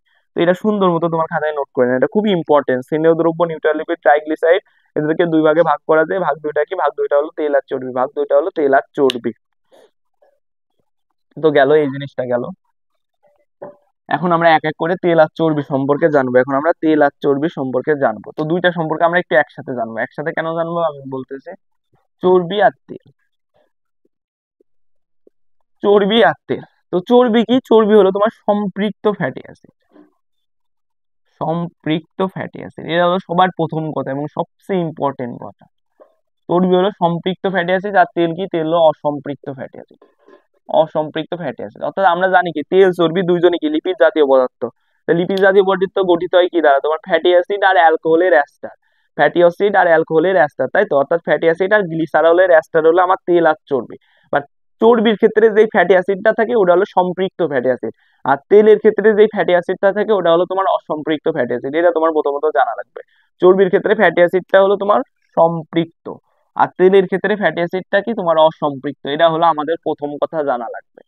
দেন দ্বিতীয়ত কি জানা লাগবে, দ্বিতীয়ত জানা লাগবে আসলে সম্পৃক্ত অসম্পৃক্ত ফ্যাটি অ্যাসিড কি। তো জানতে হলে তোমাকে আবার সেই অর্গানিকে চলে যাওয়া লাগবে, সেই অর্গানিকে তোমার আবার চলে যাওয়া লাগবে। তোমরা 9-10 যে অর্গানিক পড়ছো ওইখান থেকে এটা ফিগার আউট করতে পারো। তোমার 9-10 পড়ছো যে অ্যালকেন হলো সম্পৃক্ত ফ্যাটি অ্যাসিড, আর অ্যালকিন আর অ্যালকাইন হলো অসম্পৃক্ত ফ্যাটি অ্যাসিড, অ্যালকিন আর অ্যালকাইন হলো অসম্পৃক্ত ফ্যাটি অ্যাসিড। অর্থাৎ তোমাদেরকে বলি এগুলো তো ফ্যাটি অ্যাসিড, ফ্যাটি অ্যাসিড মানে কি, এগুলো হলো ওয়ান কাইন্ড অফ অ্যাসিড, মানে এই যে C double H, C double H. তো সি ডবল ওইচ কিরকম, তোমার এরকম থাকতে পারে C10H22 C, sorry H23, H23, sorry sorry H21 ভুলে গেছে, C10H21 সি ডবল এইচ। এটা হলো একদম বেসিক গঠন, এটা হলো তোমার বেসিক গঠন। আমরা যেটা অ্যাসিডের পড়েছি C10 10 দুগুণা 20, 20 হলো H2N সি ডবল এইচ, এটা হলো অ্যাসিডের বেসিক গঠন। তো এইগুলো তোমার ফ্যাটি অ্যাসিডের বেসিক গঠন।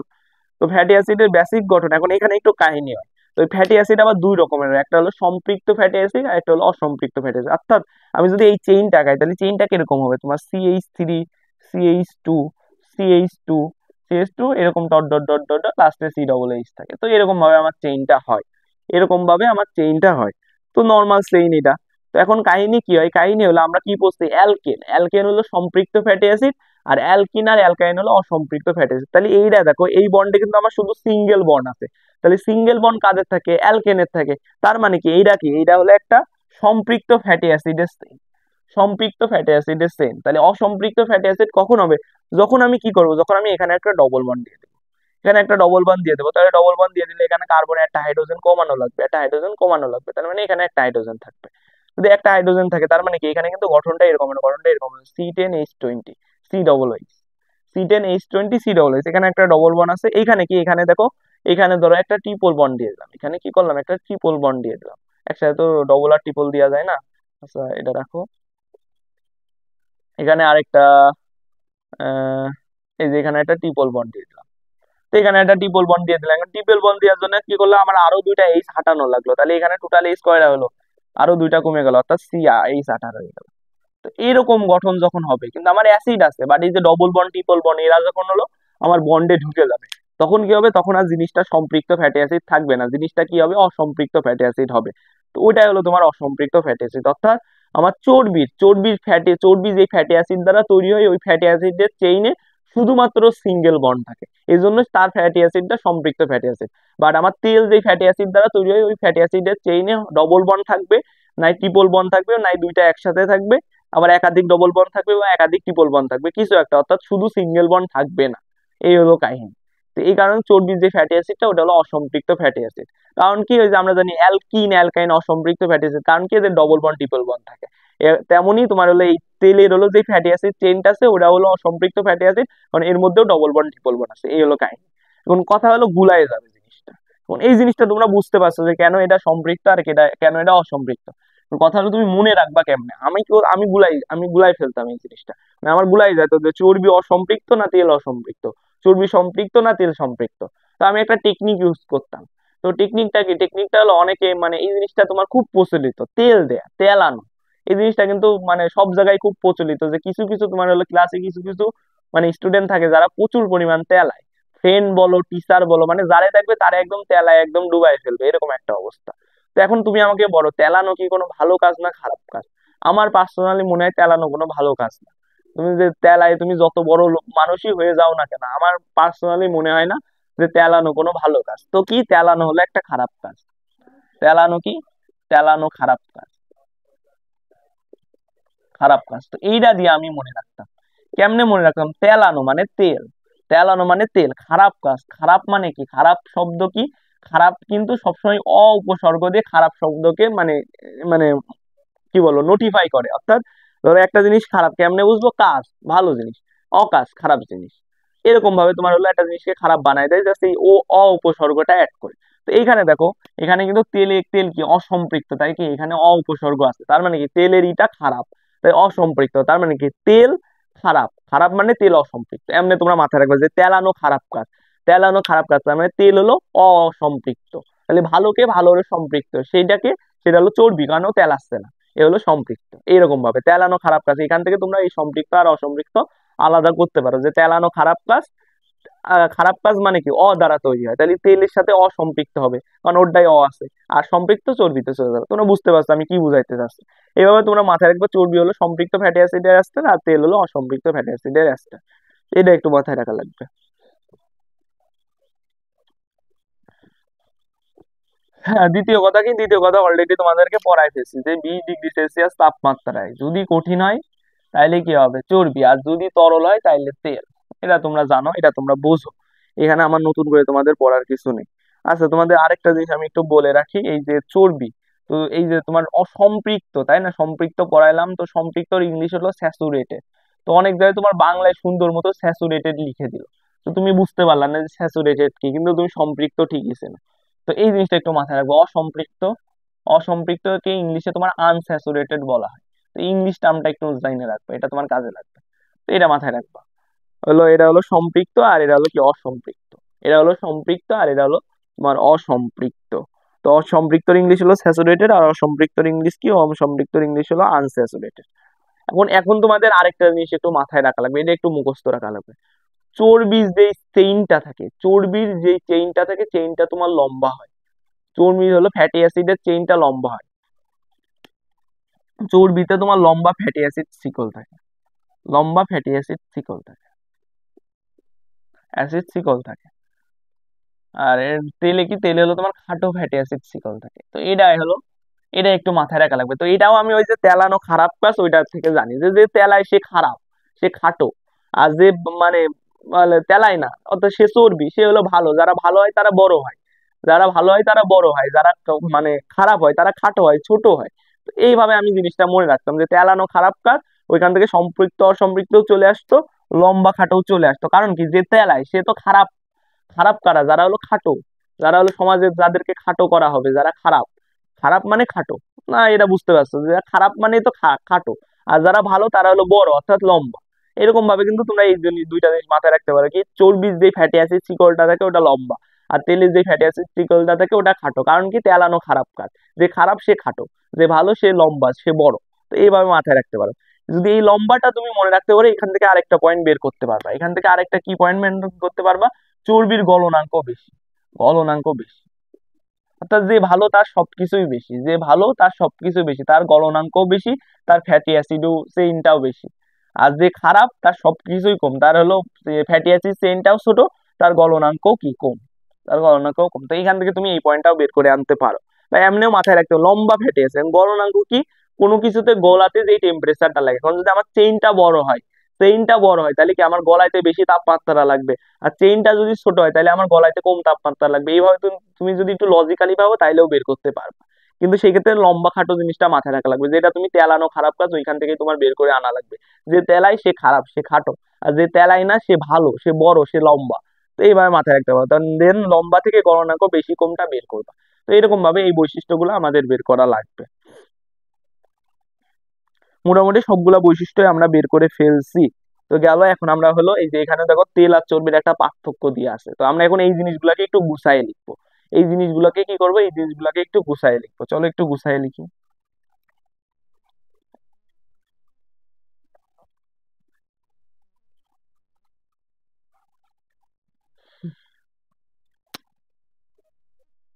এই জিনিসগুলোকে আমরা একটু গুছাই লিখবো। তো এই জিনিসগুলোকে আসো একটু গুছাই লিখি। তো গুছাই লিখার পরে এই যে এই ছকে চলে আসো। তো ছকে প্রথম লাইন কি লিখছে, তোমার চর্বিতে হলো লম্বা ফ্যাটি অ্যাসিড শিকল, 1 নম্বর পয়েন্ট, লম্বা ফ্যাটি অ্যাসিড শিকল, লম্বা ফ্যাটি অ্যাসিড শিকল। আর এখানে কি খাটো, এটা অলরেডি আমি তোমাকে শিখাই ফেলছি, এটা তোমার নতুন করে শেখার কিছু নেই। 1 নম্বর পয়েন্ট গেল। 2 নম্বরে কি বলছে, 2 নম্বরে হলো তোমার বলছে সম্পৃক্ত ফ্যাটি অ্যাসিড, অসম্পৃক্ত, এটাও তোমাকে পড়াই ফেলছি। সম্পৃক্ত বা কি স্যাচুরেটেড, স্যাচুরেটেড, আর এটা কি, এটা হলো তোমার অসম্পৃক্ত, অসম্পৃক্ত বা আনস্যাচুরেটেড, এটাও তুমি পড়ে ফেলছো। দেন 3 নম্বরে কি, 3 নম্বরে আছে হলো তোমার 20 ডিগ্রিতে। তো 20 ডিগ্রিতে কি, 20 ডিগ্রিতে যে কঠিন সে হলো চর্বি, আর যে তরল সে হলো তোমার তেল, এটাও আমি তোমাকে পড়াই ফেলছি। দেন 4 নম্বরে কি বলছে, 4 নম্বরে বলছে হলো গলনাঙ্ক অনেক বেশি, গলনাঙ্ক কম, তাহলে এই যে এটাও পড়াই ফেলছি। এর হলো কি, গলনাঙ্ক বেশি হয় কারণ কি, এ হলো লম্বা, গলনাঙ্ক বেশি, আর এর হলো গলনাঙ্ক কম, এটাও তোমার পড়ানো হয়ে গেছে। এটা পড়ানো হয়ে গেছে। এরপরে কি আছে, এরপরে তোমার এক্সাম্পল দিছে, তো এক্সাম্পলটা একটু পড়ে দেখো। দুনিয়ায় যত চর্বি আছে সব চর্বির মধ্যে পড়ে, তো এটা তুমি বুঝতেই পারতেছো, চর্বি মানে চর্বি। এছাড়া কিছু তেল আছে যেগুলা নামে তেল হলেও এগুলা চর্বি, তো এই তেলগুলো তোমার একটু জানা লাগবে। কি কি আছে, তোমার palm oil, palm oil, palm oil, palm oil বলতে তোমরা অনেকে পাম অয়েল চিনো, মানে এটা এমন একটা তেল, এটা এমন একটা তেল যে এটা যদি তুমি কিছুক্ষণ বাইরে রাখো, অর্থাৎ একটু ঠান্ডায় রাখো, তাহলে এরা জমে যায়। এটা এমন, তুমি দেখবে সয়াবিন তেল, একে তুমি যতই ঠান্ডায় রাখো এটা কিন্তু কখনো তোমার জমে যাবে না। বাট পাম অয়েল কি, পাম অয়েল হলো তোমার জমে যায়, জমে যাবে তোমার হলো, যত তুমি যদি একটু ঠান্ডা পরিবেশে রাখো তাইলে সে জমে যাবে। জমে যাওয়ার কারণ কি, এটা হলো চর্বি।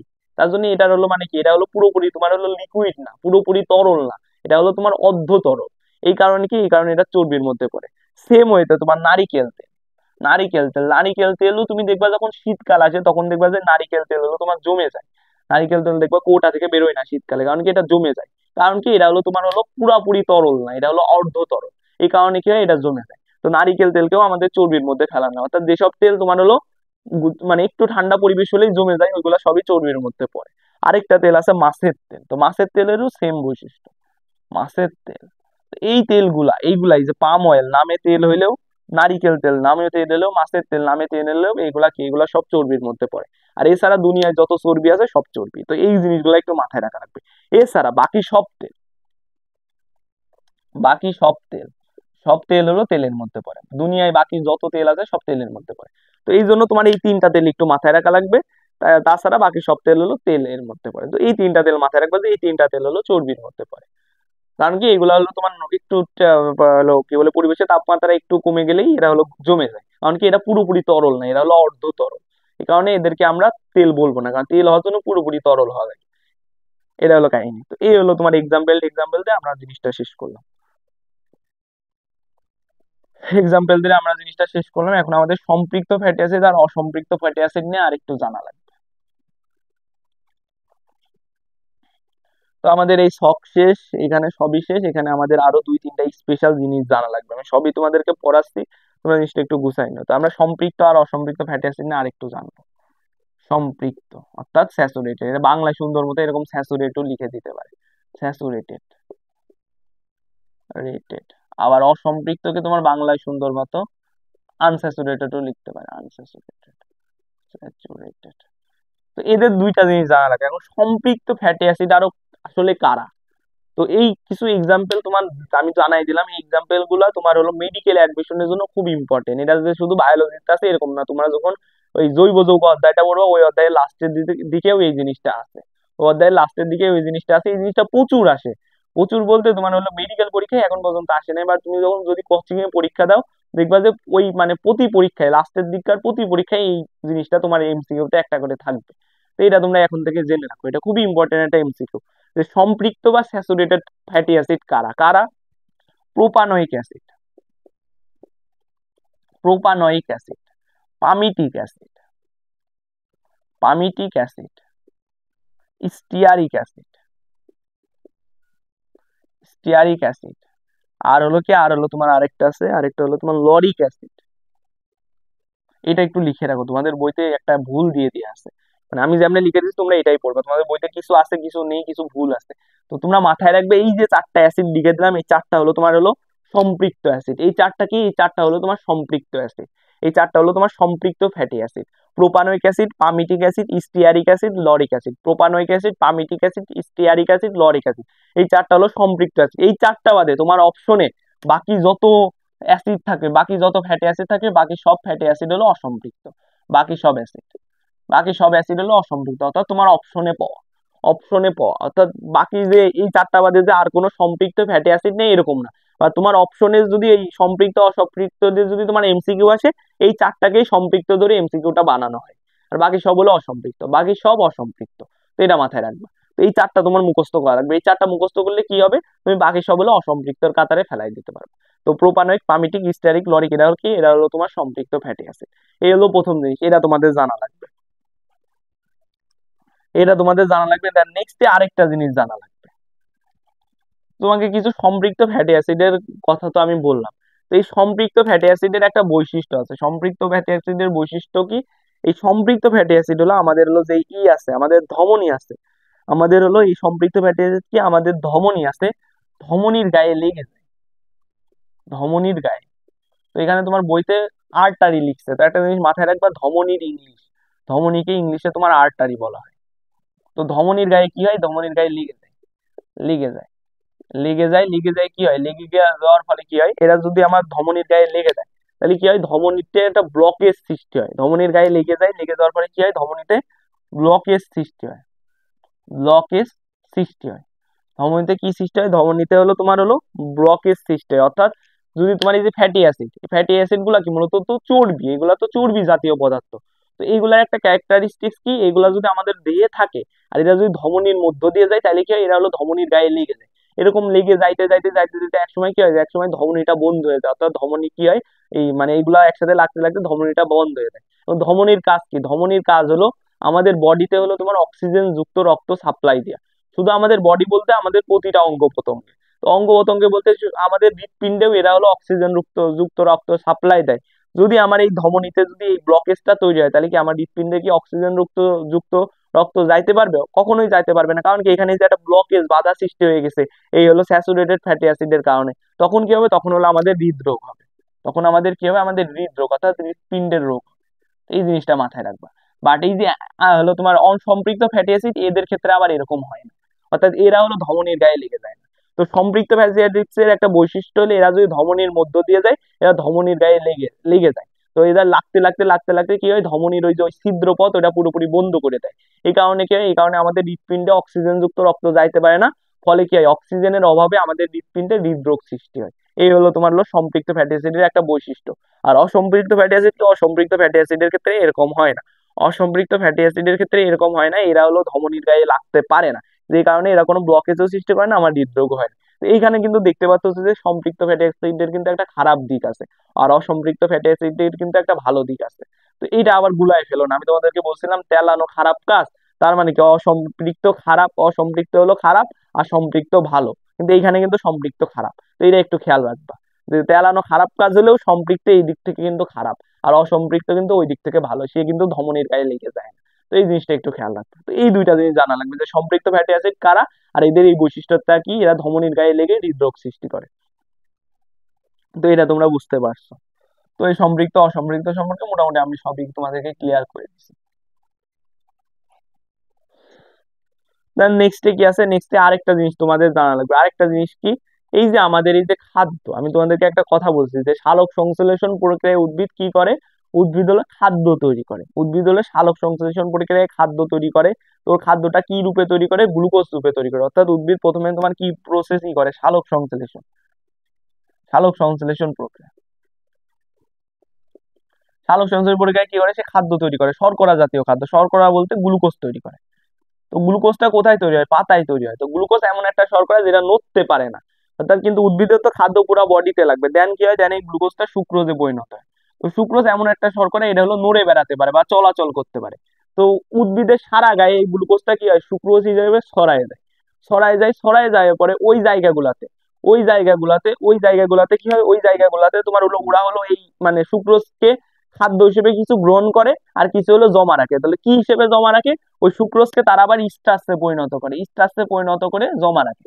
এখন পাতায় যে গ্লুকোজটা তৈরি হয়, তার ধরো 40% উদ্ভিদ সারা বডিতে সাপ্লাই দেয়, কারণ সে জানে তার বডির এই 40%-এর বেশি খাদ্য লাগবে না, এই 40%ই অনেক বেশি হয়ে যায়, কারণ তার পুরা বডি এই 40%-এর মধ্যে 20 থেকে 30% গ্রহণ করে, আর 10% কি, আর 10 থেকে 20% নিজেদের মধ্যে সঞ্চয় করে রাখে। তার মানে কি, আমার পাতায় এখনো 60% গ্লুকোজ আছে, যেটা হলো পুরো আনইউজ, অর্থাৎ যেটা উদ্ভিদের লাগবে না। তো এই 60% গ্লুকোজ কি করবে, এই 60% গ্লুকোজ হলো উদ্ভিদ হলো এর ফল, বীজ এইগুলাতে হলো জমা রাখবে। তো ফলে উদ্ভিদ হলো এই গ্লুকোজটা হলো তোমার স্টার্চ হিসেবে জমা রাখে, বাট বীজে হলো তোমার স্টার্চ হিসেবে জমা রাখে না। বীজে কি করে, বীজে হলো গ্লুকোজকে তোমার হলো লিপিডে পরিণত করে, গ্লুকোজকে লিপিড হিসেবে জমা রাখে। লিপিড হিসেবে জমা রাখার কারণ কি, লিপিড হলো অনেক, দেখো বীজ কিন্তু অনেক ছোট হয়, বীজ অনেক ছোট হলেও বীজের মধ্যে অনেক শক্তি থাকে। এই কারণে কি হয়, তোমার স্টার্চ কি হয়, তোমার যদি ইসের মধ্যে তোমার একটা ছোট জায়গার মধ্যে অনেক বেশি শক্তি বা খাদ্য সঞ্চয় করা লাগে, তাহলে ওটাকে তোমার লিপিডে পরিণত করা লাগে। তাইলে কি হয়, তাইলে এই ছোট বীজের মধ্যে অনেক স্টার্চ সঞ্চয় করে রাখা যাবে, অনেক গ্লুকোজ সঞ্চয় করে রাখা যাবে। এর জন্য কি হয়, বীজের মধ্যে হলো এই গ্লুকোজটাকে কি করে, লিপিড রূপে সঞ্চয় করে রাখে উদ্ভিদ, যাতে কি হয়, যাতে এই বীজের এই ছোট জায়গার মধ্যে অনেক খাদ্য সঞ্চয় করে রাখা যায়। এই জন্য কি হয়, এই জন্য এই 60% গ্লুকোজের কিছু স্টার্চে পরিণত হয়ে ফলে হলো সঞ্চিত হয়, আর কিছু হলো তোমার লিপিডে পরিণত হয়ে বীজে সঞ্চিত হয়। কিন্তু এখন কাহিনী কি হয়, কাহিনী হলো তার মানে কি, আমার বীজের মধ্যে কি সঞ্চিত খাদ্য, কি বীজের মধ্যে সঞ্চিত খাদ্য হলো লিপিড, বীজের মধ্যে হলো তোমার সঞ্চিত খাদ্য লিপিড, এটা তো আমরা জানলাম। এখন কি হয়, এখন কি নতুন গাছ কেমনে সৃষ্টি হয়, নতুন গাছ সৃষ্টি হয় হলো তোমার হলো কি, নতুন গাছ সৃষ্টি হয় হলো বীজ থেকে নতুন গাছ সৃষ্টি হয়। অর্থাৎ তুমি এই বীজটা যদি মাটিতে রোপণ করো, দেন এখান থেকে কি হয়, এখান থেকে তোমার অঙ্কুরোদ্গম হয়ে কি হয়, নতুন গাছ সৃষ্টি হয়। তো এরাই তো মূলত তোমার প্রসিডিও, তাই না? এখন এখানে কি হয়, এখানে হলো আসলে জিনিসটা কি হয়, বীজের মধ্যে যে লিপিডটা আছে, বীজ যে লিপিডটা ধারণ করতেছে, যখন হলো এই বীজটা যখন অঙ্কুরোদ্গম হয়, তখন এই লিপিডটা কিসে পরিণত হয়, এই বীজের হলো যে লিপিডটা থাকে,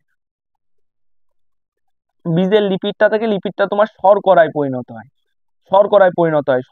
পরিণত হওয়ার কারণেই এই যে অঙ্কুরোদ্গম হয়ে তোমার হলো বীজ থেকে একটা নতুন গাছ সৃষ্টি হয়। মানে এখানে তোমার সামান্য পরিমাণ লিপিড থাকলেও ওই সামান্য পরিমাণের লিপিডের অনেক বেশি শর্করা তৈরি করার অ্যাবিলিটি আছে, কারণ কি যখন এই লিপিডটা তৈরি হয়েছিল, এটা অনেক বেশি শর্করা থেকে তৈরি হয়েছে।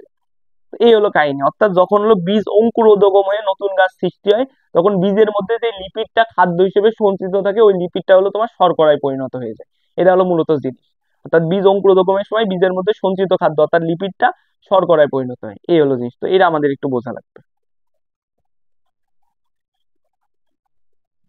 এই টপিক গুলো মোটামুটি আমাদের শেষ হয়ে গেল, দেন নেক্সট টপিক আছে। তো নেক্সটে তোমার কি করছে, নেক্সটে তোমার আলোচনা করছে হলো তোমার এই যে অসম্পৃক্ত যে ফ্যাটি অ্যাসিড আছে, এটা নিয়ে আরেকটু আলোচনা করছে। অসম্পৃক্ত ফ্যাটি অ্যাসিড বলতে দেখি জিনিসটা অত গুছাই তোমার বইতে বলে না, আমি একটু গুছাই দিচ্ছি। অসম্পৃক্ত ফ্যাটি অ্যাসিড, আমি তোমাদেরকে সম্পৃক্ত ফ্যাটি অ্যাসিডের 4টা উদাহরণ লিখে দিছিলাম, আমি তোমাদেরকে সম্পৃক্ত ফ্যাটি অ্যাসিডের 4টা উদাহরণ লিখে দিছি। বলছি এইগুলা বাদে দুনিয়ায় যত হলো তোমার ফ্যাটি অ্যাসিড আছে, মানে তোমরা যেইগুলা পাবা সবই অসম্পৃক্ত ফ্যাটি অ্যাসিড, অর্থাৎ তোমার এই বইতে বাকি যাদের পাবা সবাই হলো তোমার অসম্পৃক্ত ফ্যাটি অ্যাসিড। তো প্রথমে তোমার এই অধ্যায় মানে এই পৃষ্ঠার শুরুতে একটা কথা বলছে, একটা কথা এখানে বলা আছে, এখানে একটা কথা বলা আছে কি লিনোইক লিনোলিক লিনোলিক আর হলো লিনোলিনিক, লিনোলিনিক, এই হলো দুইটা ফ্যাটি অ্যাসিড। এদেরকে কি বলা হয়, এদেরকে তোমার বলা হলো আবশ্যকীয় ফ্যাটি অ্যাসিড, এদেরকে আবশ্যকীয় ফ্যাটি অ্যাসিড বলা হয়। ফ্যাটি অ্যাসিড বলা হয়। তো এটা তোমাদের একটু মাথায় রাখা লাগবে কি লিনোলিক আর লিনোলিনিক ফ্যাটি অ্যাসিডকে আবশ্যকীয় ফ্যাটি অ্যাসিড বলা হয়। এটা এমসিকিউর জন্য খুবই ইম্পর্টেন্ট। তোমরা যখন এইচএসসি পরীক্ষা বলো, মেডিকেল পরীক্ষা বলো, কোচিং এর পরীক্ষা বলো, ইন্টারনাল এক্সাম বলো, সবকিছুতে এই জিনিসটাকে এমসিকিউতে এই জিনিসটা আসার চান্স অনেক বেশি। তো এটা একটু মাথায় রাখবা যে লিনোলিক আর লিনোলিনিক ফ্যাটি অ্যাসিডকে লিনোলিক আর লিনোলিনিক ফ্যাটি অ্যাসিডকে তোমার কি বলা হয় আবশ্যকীয় ফ্যাটি অ্যাসিড বলা হয়। লিনোলিক আর লিনোলিনিক ফ্যাটি অ্যাসিডকে কি বলা হয় আবশ্যকীয় ফ্যাটি অ্যাসিড বলা হয়। এটা তোমরা এমসিকিউর জন্য মাথায় রাখবা। এখন কথা কি কথা হলে এখানে আমি তোমাদেরকে যাদের পড়াবো তারা সবাই হলো অসম্পৃক্ত ফ্যাটি অ্যাসিড। তারা সবাই হলো অসম্পৃক্ত ফ্যাটি অ্যাসিড, অর্থাৎ আমার লিনোলিক আর লিনোলিনিক দুইটাই হলো অসম্পৃক্ত ফ্যাটি অ্যাসিড। আর এই দুইটাই কি এই দুইটাই হলো তোমার আবশ্যকীয় ফ্যাটি অ্যাসিড। এটা তোমাদের প্রথমত মাথায় রাখা লাগবে। দেন আরো দুইটা তোমার অসম্পৃক্ত ফ্যাটি অ্যাসিডের কথা এখানে বলা আছে। তো অসম্পৃক্ত দুইটা ফ্যাটি অ্যাসিডের নাম একটা কি একটা হলো তোমার হলো ওমেগা 3 আর ওমেগা 6। তো এইগুলো একটু অন্য টাইপের ফ্যাটি অ্যাসিড। তো নামগুলো একটু মাথায় রাখবে। এটা কি একটা হলো তোমার ওমেগা 3 ওমেগা 3 আর হলো তোমার ওমেগা 6 এই হলো তোমার হলো দুইটা হলো হলো অসম্পৃক্ত ফ্যাটি অ্যাসিড। ওমেগা 3 আর ওমেগা 6 হলো দুইটা অসম্পৃক্ত ফ্যাটি অ্যাসিড। তো এরা কি এরা হলো আমাদের ব্রেন আর চোখের গঠনে খুবই অধিক প্রয়োজন, অর্থাৎ আমাদের ব্রেন আর চোখের গঠনে এদেরকে অনেক বেশি লাগে। ব্রেন ও চোখের গঠনে ব্রেন ও চোখের গঠনে অধিক প্রয়োজন এদের, অধিক প্রয়োজন। এমসিকিউর জন্য এই জিনিসটা মাথায় রাখা লাগবে যে ব্রেন আর চোখের জন্য অধিক প্রয়োজন কি, ব্রেন আর চোখের জন্য অধিক প্রয়োজন হলো ওমেগা 3 আর ওমেগা 6 ফ্যাটি অ্যাসিড। ব্রেন আর চোখের জন্য অধিক প্রয়োজন হলো ওমেগা 3 আর ওমেগা 6 ফ্যাটি অ্যাসিড। তো এটা আমাদের মাথায় রাখা লাগবে। দেন নেক্সটে কি নেক্সটে আছে হলো তোমার trans fatty acid. Trans fatty acid trans fatty acid আরেকটা হলো তোমার হলো cis fatty acid. Cis fatty acid sorry CC না cis fatty acid fatty acid. তো ট্রান্স ফ্যাটি অ্যাসিড কি এটা আমাদের জন্য অপকারী ফ্যাটি অ্যাসিড, আমাদের অপকারী। আর এটা কি এই সিস ফ্যাটি অ্যাসিড হলো আমাদের জন্য উপকারী। তো এখানে তোমার সিস ফ্যাটি অ্যাসিডের একটা এক্সাম্পল দেওয়া আছে। একটা এক্সাম্পল কি এক্সাম্পল হলো অলিভ অয়েল। অলিভ অয়েল হলো সিস ফ্যাটি অ্যাসিডের এক্সাম্পল, অলিভ অয়েল। এখন এইগুলো আমাদের জানা লাগবে যে ট্রান্স ফ্যাটি অ্যাসিড হলো আমাদের দেহের জন্য অপকারী আর সিস ফ্যাটি অ্যাসিড হলো আমাদের দেহের জন্য অপকারী। এখন ট্রান্স আর সিস ফ্যাটি অ্যাসিড আসলে কিরকম ভাবে হয়, ধরো জিনিসটা এরকম হয়, ধরো যদি ডবল বন্ড থাকে, ধরো এই যে এগুলো তো সব অসম্পৃক্ত ফ্যাটি অ্যাসিড, তার মানে ট্রান্স ফ্যাটি অ্যাসিডও অসম্পৃক্ত, সিস ফ্যাটি অ্যাসিডও অসম্পৃক্ত। তো এদের কি এদের বন্ডের কোনো এক জায়গায় ডবল বন্ড থাকবে, শিওর ডবল বন্ড থাকবে। এই যে ডবল বন্ড থাকলো, এই যে ডবল বন্ড থাকলো, তো এটা তোমরা যদি ওই অর্গানিক করো তাহলে আরো প্রপারলি বুঝতে পারবে। তাহলে এরকম তো গঠন থাকবে, এরকম এদিকে যা থাকার থাকলো, তো এরকম গঠন তো থাকবে যদি ডবল বন্ড হয়। তো এরকম ভাবে গঠনটা থাকবে। এখন গঠনটা যদি এরকম থাকে তাহলে এর যে অ্যাকচুয়াল গঠন দুই রকম হইতে পারে। এই জিনিসটা তোমার অ্যাকচুয়াল গঠন দুই রকম হইতে পারে। অ্যাকচুয়াল গঠন দুই রকম বলতে এরকম দুই রকম হইতে পারে। গঠনটা এরকম হইতে পারে, ডবল বন্ড সি এরকম আছে, তো একটা এইচ দুইটাই এক সাইডে থাকতে পারে। অ্যাকচুয়াল গঠনটা এরকম হইতে পারে, আবার অ্যাকচুয়াল গঠনটা এরকম হইতে পারে। এখানে একটা এইচ থাকলো আর এখানে একটা এইচ থাকলো, এরকম হইতে পারে। অর্থাৎ দুইটা এসি আবার এক সাইডে থাকতে পারে, আবার দুইটা এসি একটা এইচ এইখানে আর একটা এইচ এইখানেও থাকতে পারে, এরকম দুইটা গঠন হইতে পারে। তো এই যে গঠনটা এই গঠনটাকে তোমার সিস বলা হয়। এই গঠনটাকে তোমার সিস বলা হয় আর এই গঠনটাকে তোমার ট্রান্স বলা হয়। তার মানে তোমার যেই ফ্যাটি অ্যাসিডে ডবল বন্ডের হাইড্রোজেন দুইটা এরকম ভাবে থাকে ওইটাকে তোমার সিস ফ্যাটি অ্যাসিড বলা হয়। আর যেই ফ্যাটি অ্যাসিডে ডবল বন্ডের হাইড্রোজেন দুইটা এরকম ডায়াগোনালি থাকে ওটাকে ট্রান্স ফ্যাটি অ্যাসিড বলা হয়। এই হলো পার্থক্য। তো এইগুলো কিন্তু তোমার অসম্পৃক্ত ফ্যাটি অ্যাসিডেরই ভাগ। কিন্তু তোমার জানা লাগবে যে কোনটা উপকারী আর কোনটা অপকারী। তাহলে উপকারীকে সিস ফ্যাটি অ্যাসিড আর অপকারী হলো ট্রান্স ফ্যাটি অ্যাসিড। আমার ক্ষেত্রে কিন্তু আমার গুলাই যেত, আমার মনে হতো ট্রান্স উপকারী না ট্রান্স হলো অপকারী, কোন মানে কে উপকারী কে অপকারী, সিস না ট্রান্স, এটা আমার গুলাই যেত। তো আমি কি করতাম, আমি একটা টেকনিক ইউজ করতাম। তো তোমরা সবাই তো ট্রান্সজেন্ডারের নাম শুনছো, এখন তুমি বলো যে ট্রান্সজেন্ডার কি আসলে ভালো জিনিস না খারাপ জিনিস? মানে জিনিসটাকে তো ওরকম ভাবে মানে মানে একটু নেগেটিভলি জিনিসটাকে নেওয়া হয়। এটা ভালো খারাপ ওটা আমরা বলবো না, জিনিসটাকে একটু নেগেটিভলি নেওয়া হয়। আমি পার্সোনালি এগুলো সম্পর্কে কোনো মতামত দিতে চাচ্ছি না, বাট জিনিসটাকে তো একটু নেগেটিভলি নেওয়া হয়। যেহেতু ওই জিনিসটাকে নেগেটিভলি নেওয়া হয় সেজন্য আমার ট্রান্স ফ্যাটি অ্যাসিড হলো নেগেটিভ কিছু, অর্থাৎ অপকারী। আমি এইভাবে জিনিসটা মাথায় রাখলাম, যেহেতু আমাদের ট্রান্সজেন্ডারকে একটু নেগেটিভলি নেওয়া হয় সেহেতু ট্রান্স ফ্যাটি অ্যাসিড হলো নেগেটিভ জিনিস, অর্থাৎ অপকারী। তাহলে এ যদি অপকারী হয় তাহলে পজিটিভকে সিজ হলো পজিটিভ, অর্থাৎ উপকারী। মানে ট্রান্সজেন্ডার নেগেটিভ, তার মানে ট্রান্স ফ্যাটি অ্যাসিড নেগেটিভ, অর্থাৎ অপকারী। এমনি তোমরা এর অপকারী আর উপকারিতা এই টেকনিকটা খাতায় মাথায় রাখবে যে ট্রান্স ট্রান্স দিয়ে মাথায় রাখবে, যে ট্রান্স ডেঞ্জারকে নেগেটিভলি নেওয়া হয়, এই ধরনের ট্রান্স ফ্যাটি অ্যাসিডকেও নেগেটিভলি নেওয়া হয়, অর্থাৎ এই অপকারী আর এই হলো উপকারী। তো এখানে তোমার লিখার কারণ কি, এগুলো একসাথে লিখার কারণে আমি এগুলো মুছি নাই, না মুছার কারণ কি, এখানে তোমাদেরকে এই যে ছয়টা পড়ালাম, এই ছয়টা হলো অসম্পৃক্ত ফ্যাটি অ্যাসিডের মধ্যে পড়ে, ছয়টা হলো অসম্পৃক্ত ফ্যাটি অ্যাসিডের মধ্যে পড়ে। আর এই ছয়টা মানে এই ছয়টায় মানে এই জিনিসগুলো এমসিকিউর জন্য খুব ইম্পর্টেন্ট, খুব ইম্পর্টেন্ট। লিনোলিক আর লিনোলিনিক ফ্যাটি অ্যাসিড এরা কি আবশ্যকীয় ফ্যাটি অ্যাসিড, নিচের কোনটি আবশ্যকীয় ফ্যাটি অ্যাসিড থাকবে, নিচের কোনটি ব্রেন ও চোখের গঠনে খুবই উপকারী, নিচের কোনটি ব্রেন ও চোখের গঠনে প্রয়োজন, কি ওমেগা 3 আর ওমেগা 6 ফ্যাটি অ্যাসিড। তারপরে কি, তারপরে হলো নিচের কোন ফ্যাটি অ্যাসিডটি দেহের জন্য উপকারী, cis fatty acid, trans fatty acid, এরকম ভাবে থাকবে। তো এই জিনিসগুলো এমসিকিউর জন্য খুব ইম্পর্টেন্ট, তো এইগুলো তোমরা খুব ভালোভাবে পড়বা, এগুলো এমসিকিউর জন্য খুবই ইম্পর্টেন্ট। তো এগুলো একসাথে লিখে দিচ্ছি, আর এই সবগুলো ইনকমন অসম্পৃক্ত ফ্যাটি অ্যাসিড।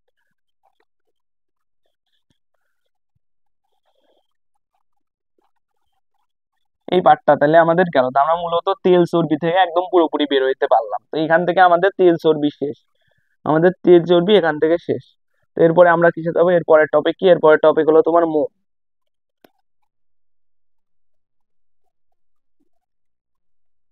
এরপরের টপিক কি, এরপরের টপিক হলো আমাদের মোম। তো মোম সম্পর্কে আসলে তোমাদের জানা লাগবে, তোমাদের কি, তোমাদের মোম সম্পর্কে জাস্ট কিছু ইনফরমেশন জানা লাগবে। তো প্রথম ইনফরমেশন কি, এর এই সবচেয়ে ইম্পর্টেন্ট এবং সবচেয়ে এক্সেপশন মানে মানে সবচেয়ে এক্সেপশনাল হলো মানে ইনফরমেশন যেটা এখানে কি থাকে, এখানে তোমার গ্লিসারলের পরিবর্তে, গ্লিসারলের পরিবর্তে গ্লিসারলের পরিবর্তে কি থাকে, মোনোহাইড্রিক অ্যালকোহল থাকে, মোনোহাইড্রিক অ্যালকোহল থাকে, ডিক অ্যালকোহল থাকে। তো এটা হলো রাসায়নিক গঠনে এক্সেপশনাল, এটা আমাদের প্রথমত জানা লাগে। মোম কি, মোম সাধারণত তোমার সব লিপিডই, হ্যাঁ আমরা জানি সব লিপিড কি অ্যালকোহল আর হলো কি, অ্যালকোহল আর হলো ফ্যাটি অ্যাসিডের অ্যাস্টার, বাট মেইনলি অ্যালকোহলটা গ্লিসারল হয়। বাট মোমের ক্ষেত্রে তোমাদের বইতে যত লিপিড আছে এর মধ্যে শুধু মোমটাই এক্সেপশনাল। মোমের ক্ষেত্রে কি, মোমের ক্ষেত্রে হলো তোমার গ্লিসারলের পরিবর্তে একটা মোনোহাইড্রিক অ্যালকোহল থাকে, মোনোহাইড্রিক অ্যালকোহল মানে একটা ওইস যুক্ত অ্যালকোহল, একটা ওইস যুক্ত অ্যালকোহল। বাট এই যে গ্লিসারল এটা হলো তিনটা ওইস যুক্ত অ্যালকোহল, এই হলো পার্থক্য। এর ক্ষেত্রে সবার ক্ষেত্রে সাধারণত তিনটা ওইস যুক্ত অ্যালকোহল থাকে, বাট হলো মোমের ক্ষেত্রে একটা ওইস যুক্ত অ্যালকোহল থাকে। এটা হলো প্রথম মানে মানে প্রথম বৈশিষ্ট্য। দেন দ্বিতীয় বৈশিষ্ট্য কি, মোমের চেইনটা, মোমের হলো চেইনটা অনেক লম্বা হয়, মোমের চেইনটা কি, মোমের চেইনটাও অনেক লম্বা হয়, মোমের চেইনটা কি অত্যন্ত দীর্ঘ হয়, মোমের চেইনটা অত্যন্ত দীর্ঘ হয়। দীর্ঘ হয় কিরকম দীর্ঘ হয়, দীর্ঘ হয় কারণ এখানে কি, এখানে তোমার 24 থেকে 36টা কার্বন থাকে, মোমের চেইনে 24 থেকে 36টা কার্বন থাকে, এই কারণে দীর্ঘ হয়। তো এই বৈশিষ্ট্য জানা লাগবে কি, মোমের মোমের যে চেইনটা থাকে, মোমের যে চেইনটা থাকে ওই চেইনটা অনেক লম্বা হয়, কিরকম লম্বা হয়, এখানে 24 থেকে 36টা কার্বন থাকতে পারে, 24 থেকে 36টা কার্বন থাকতে পারে, এই বৈশিষ্ট্যটা জানা লাগবে। দেন নেক্সটে কি, নেক্সটে হলো আরেকটা বৈশিষ্ট্য কি, আরেকটা বৈশিষ্ট্য হলো, আরো কিছু বৈশিষ্ট্য আছে। মৌচাক থেকে প্রাকৃতিক মোম পাওয়া যায়, মৌচাক থেকে প্রাকৃতিক মোম পাওয়া যায়। আসলে এগুলো তোমার একটু মুখস্থ করা লাগবে, এখানে আসলে তেমন বোঝার কিছু নেই। প্রাকৃতিক মোম পাওয়া যায়, প্রাকৃতিক মোম কোথা থেকে পাওয়া যায়, মৌচাক থেকে পাওয়া যায়, প্রাকৃতিক মোম মৌচাক থেকে পাওয়া যায়, এ হলো আরেকটা বৈশিষ্ট্য। দেন আরেকটা বৈশিষ্ট্য কি, সাধারণ তাপমাত্রায়, সাধারণ তাপমাত্রায় মোম কঠিন, সাধারণ তাপমাত্রা বলতে 20 ডিগ্রি সেলসিয়াস তাপমাত্রায়, 20 ডিগ্রি সেলসিয়াস তাপমাত্রায় মোম কি, মোম হলো তোমার কঠিন। 20 ডিগ্রি সেলসিয়াস তাপমাত্রা কি, 20 ডিগ্রি সেলসিয়াস তাপমাত্রায় মোম কঠিন, এটা হলো আরেকটা বৈশিষ্ট্য। দেন কি, দেন হলো মোম হলো পানিতে অদ্রবণীয়, মোম হলো পানিতে অদ্রবণীয়, পানিতে অদ্রবণীয়। এগুলো হলো কিছু বৈশিষ্ট্য যেগুলো আমাদের অ্যাকচুয়ালি মুখস্থ করা লাগবে, এটা হলো তোমার কোনো কিছুর সাথে মিলাই পড়া যায় না। তো মোম কি, মোম হলো পানিতে অদ্রবণীয়। আরো কিছু বৈশিষ্ট্য আছে। এখন এইখানে একটা বৈশিষ্ট্য আছে যেটা একটু তোমাদের একটু মুখস্থ করা লাগবে, কারণ লজিক্যালি দেখলে এই বৈশিষ্ট্যটা আসলে ভুল। তা আমি অনেক বই ঘাটাঘাটি করছি, তো কোনো বইতে এক্সাক্ট জিনিসটা আমি আসলে পাই নাই, কোনো বইতে আমি এক্সাক্ট জিনিসটা পাইনি। এর জন্য তোমাদের যেহেতু বইতে আছে, তো অনেক স্যার আছে তারাও তো ভেবে চিন্তে প্রশ্ন করবে না, তারা বইতে যেইটা আছে ওইটাই রেখে দিবে। তো তুমি যদি কারেকশন করেও নাও, তাও তোমার দেখো স্যার যদি বইটার অ্যান্সার দিলে তোমার অ্যান্সার ভুল আসবে, তুমি নাম্বার পাবা না। তুমি জানো ঠিক আছে, বা তোমার নাম্বারটা আসবে না, এই জন্য তুমি বইতে যেটা আছে ওটা একটু মাথায় রাখবা। কি, এখানে তোমার বলছে কি, মোম হলো তোমার অসম্পৃক্ত ফ্যাটি অ্যাসিড, অসম্পৃক্ত ফ্যাটি অ্যাসিড, অসম্পৃক্ত ফ্যাটি অ্যাসিড, ফ্যাটি অ্যাসিড। তারপরে আরেকটা পয়েন্ট বলছে কি, মোম হলো তোমার রাসায়নিকভাবে নিষ্ক্রিয়, রাসায়নিকভাবে নিষ্ক্রিয়, রাসায়নিকভাবে নিষ্ক্রিয়। এখন একটা কথা বলি, তোমার বইতে রাসায়নিকভাবে নিষ্ক্রিয়র পাশে আরেকটা লাইন লেখা আছে যেটা আমি তোমাকে দাগাই দিই। বলছে কি, বলছে হলো মোমে হলো এক বা একাধিক ডাবল বন্ড থাকে। এখন তোমাকে বলি, যদি আমার ফ্যাটি অ্যাসিডটা কি হয়, ফ্যাটি অ্যাসিডটা যদি আমার অসম্পৃক্ত ফ্যাটি অ্যাসিড হয়, ফ্যাটি অ্যাসিডটা কি, ফ্যাটি অ্যাসিডটা যদি অসম্পৃক্ত ফ্যাটি অ্যাসিড হয়, অবশ্যই এখানে তোমার এক বা একাধিক ডাবল বন্ড থাকবে। ডাবল বন্ড ছাড়া তো অসম্পৃক্ত ফ্যাটি অ্যাসিড হবে না। বা তোমার বইতে দেখো রাসায়নিকভাবে নিষ্ক্রিয় পাশের লাইনে লেখা আছে তো এখানে কোনো ডবল বন্ড থাকে না, এই চেইনে কি, এই চেইনে কোনো ডবল বন্ড থাকে না, এই কথা তোমার হলো বইতে বলা আছে। এটা আমি তোমাকে দাগাই দিইনি, বাট বইতে লিখে আছে। যদি বোম আমার যদি সম্পৃক্ত ফ্যাটি অ্যাসিড হতো তাহলে এটা খাটতো যে এখানে কোনো ডাবল বন্ড থাকে না। বাট এখানে বলছে কি, মোম কি, মোম হলো অসম্পৃক্ত ফ্যাটি অ্যাসিড, তার মানে কি, তার মানে এখানে এক বা একাধিক রাসায়নিক এক বা একাধিক ডাবল বন্ড থাকবে। এখন যদি এটা অসম্পৃক্ত ফ্যাটি অ্যাসিড হয় তাহলে এটা কখনো রাসায়নিক ভাবে নিষ্ক্রিয় হবে না। কেন হবে না আমরা সবাই জানি, আমরা যদি তোমরা হলো এই অর্গানিকটা প্রপারলি পড়ো তোমরা জানো অ্যালকেন, অ্যালকেন হলো তোমার রাসায়নিক ভাবে নিষ্ক্রিয়। কারণ কি, ওর ডবল বন্ড মানে ওর তো কোনো ডবল বন্ড থাকে না। ডবল বন্ড যেহেতু থাকে না, ওর সবই সিঙ্গেল বন্ড, সিঙ্গেল বন্ড সহজে ভাঙা যায় না। যেহেতু সিঙ্গেল বন্ড সহজে ভাঙা যায় না, সেই জন্য অ্যালকেন কি হয়, অ্যালকেন হলো নিষ্ক্রিয় হয়, ও সহজে বিক্রিয়া করে না। বাট অ্যালকিন, অ্যালকাইন এরা কি হয়, এরা হলো তোমার রাসায়নিকভাবে সক্রিয় হয়। কারণ কি, এদের থাকে double bond, triple bond, pi bond গুলা ইজিলি ভাঙা যায়, এই জন্য এরা সহজে বিক্রিয়া করে। কিন্তু মোমকে এরা কি বলছে, মোমকে এরা অসম্পৃক্ত ফ্যাটি অ্যাসিড বলছে, অর্থাৎ অ্যালকিন অ্যালকাইন এদের সাথে তুলনা করছে। তার মানে কি, একে অবশ্যই রাসায়নিকভাবে সক্রিয় হওয়া দরকার। যদি একে এরা সম্পৃক্ত ফ্যাটি অ্যাসিড বলতো তাহলে বলতে পারতো কি এরা হলো রাসায়নিকভাবে সক্রিয় এবং ডবল বন্ড থাকে না। তো এরা বলছে অসম্পৃক্ত, বাট উল্টা জিনিসটা এখানে দেখাইছে। এই জন্য আমি তোমাকে বলবো যে তোমরা এই দুইটা জিনিস একটু মুখস্থ রাখবা, কারণ তোমার পরীক্ষায় কি দেবে কেউ জানে না। তো ওইখানে যদি তোমার পরীক্ষায় দেয় সম্পৃক্ত অসম্পৃক্ত, সে অবশ্যই বইতে অসম্পৃক্ত ওইটাই নিবে।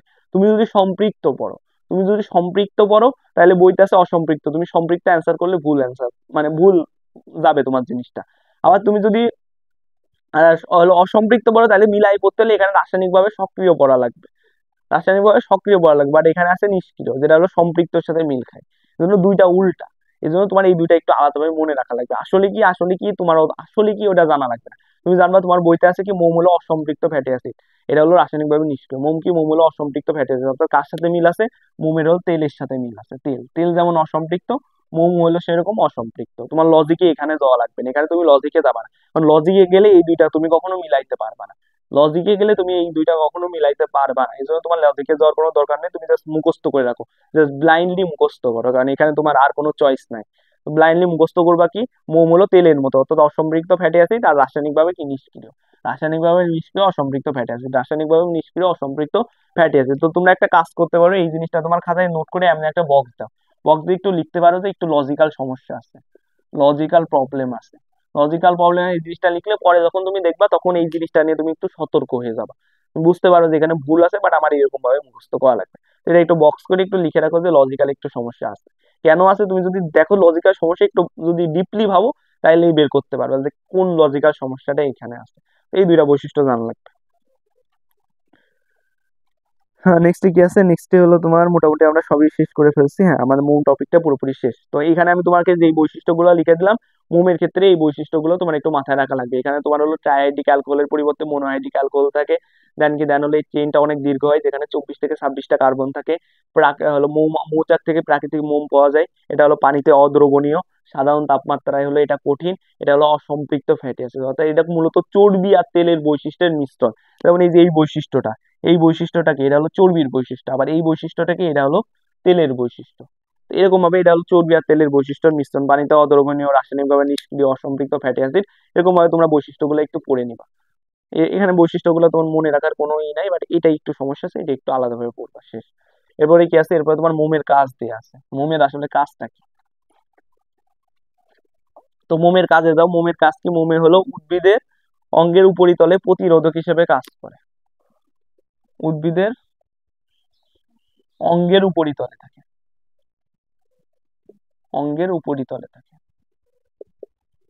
উপরিতলে থেকে প্রতিরোধক হিসেবে কাজ করে, প্রতিরোধক হিসেবে কাজ করে। এখানে একটু বুঝার আছে, হিসেবে কাজ করে, এখানে একটু বুঝার আছে। এখানে কি কি বুঝার আছে আমি তোমাকে একটু বলি।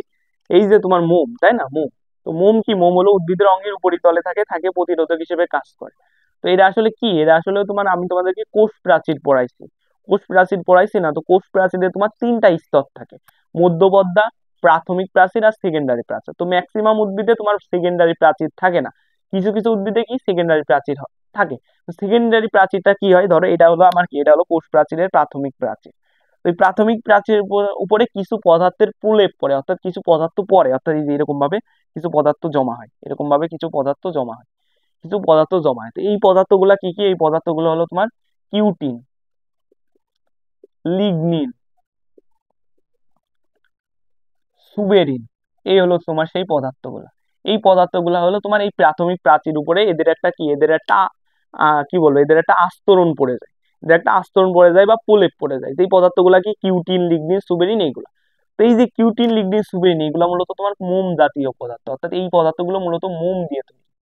এই পদার্থগুলা কি দ্বারা তৈরি? মোম দিয়ে তৈরি, অর্থাৎ এইগুলা কি ইনকমন, ইনকমন হলে এইগুলা হলো মোম জাতীয় পদার্থ, অর্থাৎ আমার সেকেন্ডারি প্রাচীরটা মূলত মোম জাতীয় পদার্থ দ্বারা তৈরি হয়, মোম জাতীয় পদার্থ দ্বারা তৈরি হয়, মোম জাতীয় পদার্থ দ্বারা তৈরি। এখানে বসছি, এরা হলো উদ্ভিদের অঙ্গের উপরিতলে থাকে, এই যে উপরিতলে আছে। কোষ প্রাচীরের সবচেয়ে বাইরের স্তর হলো সেকেন্ডারি প্রাচীর, এই সেকেন্ডারি প্রাচীরে এরা আছে, এই সেকেন্ডারি প্রাচীরেই কি, এই সেকেন্ডারি প্রাচীরেই এরা আছে, এরা আছে, এই মোম জাতীয় পদার্থগুলো আছে। ঠিক এরা কি করে? এরা হলো তোমার প্রতিরোধক হিসেবে কাজ করে। এখন কিসের প্রতিরোধক? প্রতিরোধক বলতে ধরো তোমার উদ্ভিদ, আমার উদ্ভিদের কি, উদ্ভিদের যদি তুমি বেশি, উদ্ভিদ যদি পরিবেশ থেকে বেশি তোমার কি হিট অ্যাবজর্ব করে নেয়, তাহলে সেটা উদ্ভিদের জন্য খারাপ হবে। এই কারণে কি হয়, এরা হলো প্রতিরোধ করে, অর্থাৎ যতটুকু দরকার অতটুকু নেওয়ার পরে বাকিটুকুকে আর আসতে দেয় না। উদ্ভিদ, উদ্ভিদের বডিতে উদ্ভিদ কি করে, উদ্ভিদ মূলের মাধ্যমে পানি শোষণ করে, পানি শোষণ করার পরে তারপরে একটা প্রসেস আছে যেটাকে প্রচ্ছেদন বলা হয়। এই প্রচ্ছেদনের মাধ্যমে কি হয়, উদ্ভিদ হলে এর বডিতে তোমার যতটুকু পানি লাগবে না অতটুকু পানিকে বের করে দেয়। এখন উদ্ভিদ যদি এর বডিতে যতটুকু পানি লাগে তার থেকে বেশি পরিমাণে পানি, অর্থাৎ ধরো উদ্ভিদ কিছু পানি শোষণ করছে, শোষণ করার পরে কি করে, উদ্ভিদ হলো প্রচ্ছেদনের মাধ্যমে বডি থেকে অতিরিক্ত পানি বের করে দেয়। এখন কি হয়, উদ্ভিদ যদি অতিরিক্ত পানির সাথে মানে যতটুকু লাগে অতটুকু পানিও বের করে দেয়, তাইলে কি হবে, আলটিমেটলি কি হচ্ছে, উদ্ভিদের দেহে কিন্তু কোনো পানি থাকবে না, আর পানি না থাকলে উদ্ভিদ মারা যাবে। তো এরা কি করে, এরা হলো প্রতিরোধ সৃষ্টি করে, অর্থাৎ উদ্ভিদের যতটুকু অতিরিক্ত পানি আছে অতটুকু বের হওয়ার পরে প্রয়োজনীয় পানিকে এরা আর বের হইতে দেয় না। এই হলো এদের মেইনলি কাজ। তো এরা হলো কি, প্রতিরোধ হিসেবে কাজ করে, অর্থাৎ প্রতিরোধক হিসেবে কাজ করে, উদ্ভিদের যতটুকু প্রয়োজন অতটুকু রাখতে, বাকিটুকুকে বের করে দেয় বা বাকিটুকুকে ঢুকতে দেয় না। এই হলো এই মানে কি বলবো এই পয়েন্টটার কথা। অর্থাৎ এরা ওই উদ্ভিদের অঙ্গের উপরিতলে থাকে, থেকেও প্রতিরোধক হিসেবে কাজ করে। কিসের প্রতিরোধক? পানির প্রতিরোধক, তাপের প্রতিরোধক, খারাপ বস্তুর প্রতিরোধক হিসেবে কাজ করে। এই হলো কাহিনী। আর এই যে কিউটিন, লিগনিন, সুবেরিন, এগুলো হলো মোম জাতীয় পদার্থ, যেইগুলাই হলো উদ্ভিদের উপরে, যেইগুলার হলো আস্তরণ করে উদ্ভিদের কোষ প্রাচীরের সেকেন্ডারি প্রাচীরটা তৈরি হয়, আর এগুলো মোম জাতীয় পদার্থ। এই যে তোমার পদে লেখা আছে হলে কি, কিউটিন, সুবেরিন হলো মোম জাতীয় পদার্থ। তো এই জিনিসটা আমি অলরেডি আলোচনা করে দিচ্ছি। এই হলো মূলত আমার পয়েন্টটা। দেন আরেকটা কথা বলা হয়েছে কি, তোমার হলো মোমবাতি, মোম থেকে কি তৈরি করা হয়, তোমার হলো মোমবাতি তৈরি করা হয়। এটা তো তুমি এমনি জানো, এটা নতুন কিছু না, মোমবাতি তৈরি করা হয়। তো গেল, তাহলে আমার মোমের কাজও শেষ, তাহলে আমরা মোমের বৈশিষ্ট্য শিখলাম, মোমের কাজও শিখলাম।